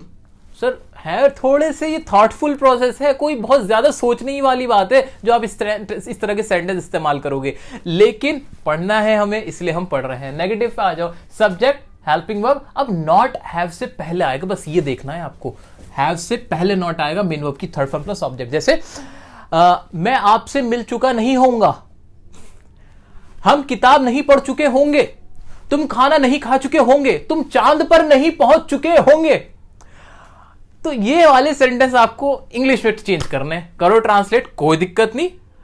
I will not have reached to moon, I will not have reach to the लगा दो, रीच टू द मून, क्योंकि जो मून होता है सन होता है उनके साथ द लगाना जरूरी होता है। ठीक है, so I will not have reach to the moon. ऐसे ही मैं आपसे मिल चुका नहीं होऊंगा, I will not have met you. मैं खाना नहीं खा चुका होऊंगा, I will not have eaten the food. इस तरह के सेंटेंसेस आप बनाओगे। ठीक है, अगला है हमारा इसका इंट्रोगेटिव। इंट्रोगेटिव में क्या होगा, हेल्पिंग वर्ब पहले आ जाएगी, फिर सब्जेक्ट आएगा और फिर हैव आएगा।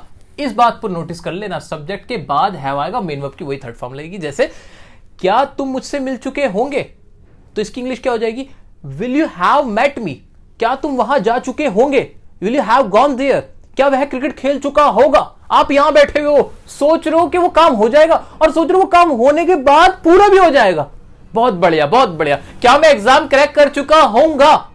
अरे सर तैयारी करो, क्रैक होगा ना। तो इसके लिए हो जाएगा क्या कि will I have crack the exam. तो ये वाले सेंटेंस थे फ्यूचर परफेक्ट टेंस के। प्रैक्टिस जरूर कर लेना, रिक्वेस्ट कर रहा हूं, क्योंकि फंसना नहीं है। एग्जाम में कल को आ जाए ना तो दिमाग को ज्यादा सोचना ना पड़े, आपको पता हो कि ये सेंटेंस कौन सा है। इसलिए प्रैक्टिस कर लेना। स्पीकिंग पॉइंट ऑफ व्यू से कम इस्तेमाल होता है, एग्जाम पॉइंट ऑफ व्यू से मोस्ट इंपॉर्टेंट है। अब आ जाओ नीचे, फ्यूचर परफेक्ट कंटिन्यूअस टेंस। इसको अब हम पढ़ने वाले हैं और ये हमारा फ्यूचर का आखिरी टेंस होने वाला है। तो जी हाँ, आप हमारे साथ अब तक बने हुए हैं और हम सीख चुके हैं। अब आखिरी टेंस को सीखना बाकी है, फ्यूचर परफेक्ट कंटिन्यूअस। इसमें क्या होगा, कुछ नहीं होगा। फ्यूचर में कोई काम होना है, आने वाले कल में कोई काम होना है, और उस काम, वो काम जो होगा ना, किसी खास टाइम से चल रहा होगा। हाँ बिल्कुल सही सुना आपके कानों ने, कानों में से धुएं निकलने लगे हैं और आपको समझ नहीं आ रहा क्या होने वाला है, दिमाग का बिल्कुल भरता बन चुका है। बिल्कुल, लेकिन है तो यही। अब लोग करते हैं इस तरह की बातें तो क्या कर सकते हैं, इनकी जरूरत ही यूं पड़ी क्योंकि हम अपनी लाइफ में इस तरह की बातें बोलते हैं। ये प्रैक्टिकली अप्रोच है लोगों का बोलने का, तो है भाई, क्या कर सकते हैं। अब सेंटेंस क्या बनेगा वो सुनो, लेकिन हंसना मना है। सेंटेंस होगा, मैं 2 घंटे से खाना खा रहा होऊंगा, तुम 10 महीने से मुझसे मिल रहे होंगे। ये सेंटेंस होंगे। बिल्कुल, तुम 6 महीने से तैयारी कर रहे होंगे, वह 10 मिनट से खाना पका रही होगी, वो 5 घंटे से तुम्हें गाली दे रहा होगा, तुम 10 मिनट से उसके साथ बैठे हुए होंगे। बिल्कुल यही वाले सेंटेंसेस आपके फ्यूचर परफेक्ट कंटिन्यूअस में इस्तेमाल होते हैं। जी हाँ, अब इनकी इंग्लिश बनानी है, लेकिन इंग्लिश बनाने में कोई दिक्कत नहीं आएगी। क्यों? अरे सर, हमारे पास है हमारे लॉजिक, हमारे रूल्स, टेक्निक है, हमारे पास एक जानदार सी टेक्निक है। मुझे तो कुछ सोचना ही नहीं है। बना दो, कैसे बनाओगे? फ्यूचर का परफेक्ट कंटिन्यूअस है। परफेक्ट कंटिन्यूअस के लिए कौन सी हेल्पिंग वर्ब आएगी? हेल्पिंग वर्ब लगेगी वही आपकी will have been, shall have been. कोई दिक्कत नहीं, तो विल हैव बीन, बल्कि विल शैल लिख दो सिर्फ, हैव बीन तो कॉमन ही है, हैव बीन तो इन सब में ही आ जाएगा। और अब ये बताओ वर्ब की कौन सी फॉर्म आएगी? मेन वर्ब की फॉर्म वही वाली आईएनजी, काम चल रहा है, धक धक करने लगा दिल, ये यहां पे हार्ट बीट, ये कह रहा मुझे यहां लगा दो, ये कह रहा मुझे यहां लगा दो, लगा देंगे भाई, लगा देंगे, कोई दिक्कत नहीं है। ये हमारा क्या है, कंटिन्यूटी को दिखा रहा है, इसलिए हम लगा देंगे यहां पे मेन वर्ब की फर्स्ट फॉर्म प्लस आईएनजी। अब बनाते हैं इसका स्ट्रक्चर, जरा देखो, बहुत लंबा सा स्ट्रक्चर है, घबराने की जरूरत नहीं है, आप खुद बनाओगे। स्ट्रक्चर दिखने में लग रहा है, लेकिन सिर्फ आप और मैं जानते हैं कि इसके पीछे की कहानी है क्या असल में। अरे सब्जेक्ट रखा, हेल्पिंग वर्ब रखी, विल शैल हैव बीन सबके साथ आ गई, आएगा ही, कोई दिक्कत नहीं। मेनू की फर्स्ट फॉर्म आईएनजी लगाई, लगा दी, उसके बाद ऑब्जेक्ट और वही सिंस फोर, वही जो अभी प्रेजेंट टेंस व पास्ट टेंस में पढ़ा था ना, present perfect continuous, past perfect continuous, same to same future perfect continuous, सिर्फ टाइम ही तो बदला है। ठीक है, अब इसके कुछ एग्जांपल कराओ ना, करो आप बताओ। वह 2 घंटे से खाना खा रही होगी, बहुत खाना खाती है। इसके सेंटेंस की इंग्लिश क्या बन जाएगी? इसकी बन जाएगी she will have been eating the food for 2 hours. वह 10 साल से पेरिस में रह रहा होगा, तो इसकी क्या इंग्लिश बनेगी? He will have been living in Paris for 10 years. ऐसे ही वह 10 जनवरी से बर्थडे मना रहा होगा, तो इसकी हो जाएगी he will have been celebrating the birthday since 26 January या 10 जनवरी, जो भी तारीख होगी वो आ जाएगी। ठीक है, अच्छा इसके नेगेटिव की तरफ बढ़ते हैं। नेगेटिव में थोड़ा सा ना एक ये चेंज है, इसको देख लेना। क्या कि सब्जेक्ट रखोगे, विल शैल लगा दोगे, अब उसके बीच में नॉट लगाओगे, फिर हैव आएगा, नॉट हैव और फिर बीन, मेन की first form plus ING plus object plus since या फोर। तो हल्का सा इसका स्ट्रक्चरल एक चेंज है, वो आपको देखना है, बाकी कुछ इतना खास के अंदर है नहीं। सेंटेंस बन जाएंगे जैसे मैं 2 दिन से आपको नहीं पढ़ा रहा होऊंगा, बनाओ इसकी इंग्लिश बनेगी I will not have been teaching you for 2 days। ऐसे ही हम 10 दिन से दिल्ली नहीं जा रहे होंगे, will not have been going to Delhi for 10 days। बनाते जाओ, लेकिन सच्ची बताऊं तो मैं तो इस्तेमाल करता नहीं, मुझे नहीं है आदत इतने लंबे लंबे सेंटेंसेस की। हम तो छोटे से आदमी, छोटी सी बात करने वाले लोग, कम में खुश। आ जाओ जी इंटरोगेटिव पे। इंटरोगेटिव में क्या होगा? सब्जेक्ट हेल्पिंग वर्ब आएगी, पहले विल शैल आया, सब्जेक्ट आया, वही हैव बीन आएगा अपना, मेन की first form plus ING plus object plus since या फोर। इसके एग्जाम्पल भी वही होंगे हमारे। क्या तुम 10 साल से दिल्ली में रह रहे होंगे? सेंटेंस तो ऐसे ही बनेगा। इसकी इंग्लिश क्या हो जाएगी? Will you have been living in Delhi for 10 years। और बाकी सेंटेंस आप सर खुद बनाना। डबल इंट्रोगेटिव ना इसका मैंने बताया ना इसका, क्योंकि मुझे अब लग रहा है कि आप इतने इंटेलिजेंट हो चुके हो। मेरा टारगेट, हमारा टारगेट पूरा हो चुका है कि अब आपको टेंस आ चुके हैं। अब तो आप मुझे गलत साबित मत करना। आप मेरे यकीन को, विश्वास को सच्चाई में तब बदलोगे जब मेरे को लगेगा कि हां आपको ये अब समझ में आ चुके हैं और आप खुद से डबल इंट्रोगेटिव सेंटेंस बना के दिखाओगे। तो मैं इस उम्मीद के साथ आपको छोड़ जाता हूं डबल इंट्रोगेटिव के होमवर्क के साथ। मेरे साथ इस वीडियो के में एंड तक बने रहने के लिए आपका बहुत बहुत बहुत बहुत शुक्रिया। तो दोस्तों, ये थी हमारी कोशिश आपको टेंसेस सिखाने की। पूरी एक कंप्लीट वीडियो बनाई हमने आपकी डिमांड पर। इसमें बहुत हमारी मेहनत लगी, बहुत ज्यादा मेहनत लगी, और जी हाँ, आप जानते नहीं है हमने इसमें कितने एफर्ट्स करके आपके लिए इसे कंपाइल किया है। और किसी तरह हमारी ये कोशिश है कि अब आपके अंदर ये चेंज आ जाए, अब आपका एक नजरिया बदल जाए, आपकी लाइफ चेंज हो जाए ये वीडियो देखने के बाद। अब आपको भी कंजूसी नहीं करनी है, वीडियो को प्लीज शेयर करें, लाइक और कमेंट करें, जो भी आप कहना चाहते हो। आपका फीडबैक हमारे लिए बहुत इंपॉर्टेंट होता है। अच्छा, दूसरी बात, अभी आपको एक होमवर्क दिया जा रहा है। होमवर्क तो पूरा नहीं दे सकते, इतनी बड़ी वीडियो का बहुत सारा होमवर्क होता है। कुछ मैं आप सेंटेंसेस मैंने आपको इसमें देने की कोशिश की है, जिसको आप आंसर करके जरूर बताएं। ये मिक्स सेंटेंसेस हैं और आप इनका आंसर करके बताएं। बाकी प्रैक्टिस के लिए क्या करना है वो सुने। प्रैक्टिस के लिए आपके पास कोई भी इंग्लिश की XYZ बुक रखी हुई है, उस बुक को आप उसमें से जो भी आपसे सेंटेंस पूछे गए हैं उनको बनाएं, उनको ट्रांसलेट करें। बाकी इंग्लिश के न्यूज़पेपर्स आते हैं, उसमें सारे टेंसेस ही तो होते हैं, उनको आप पढ़ें, समझने की कोशिश करें। आपको डेफिनेटली अब आंसर्स मिलेंगे। आपका अब जो चीजें मुश्किल लगती थी वो आसान हो जाएंगी। तो ये थी हमारी वीडियो आपके लिए। Thank you.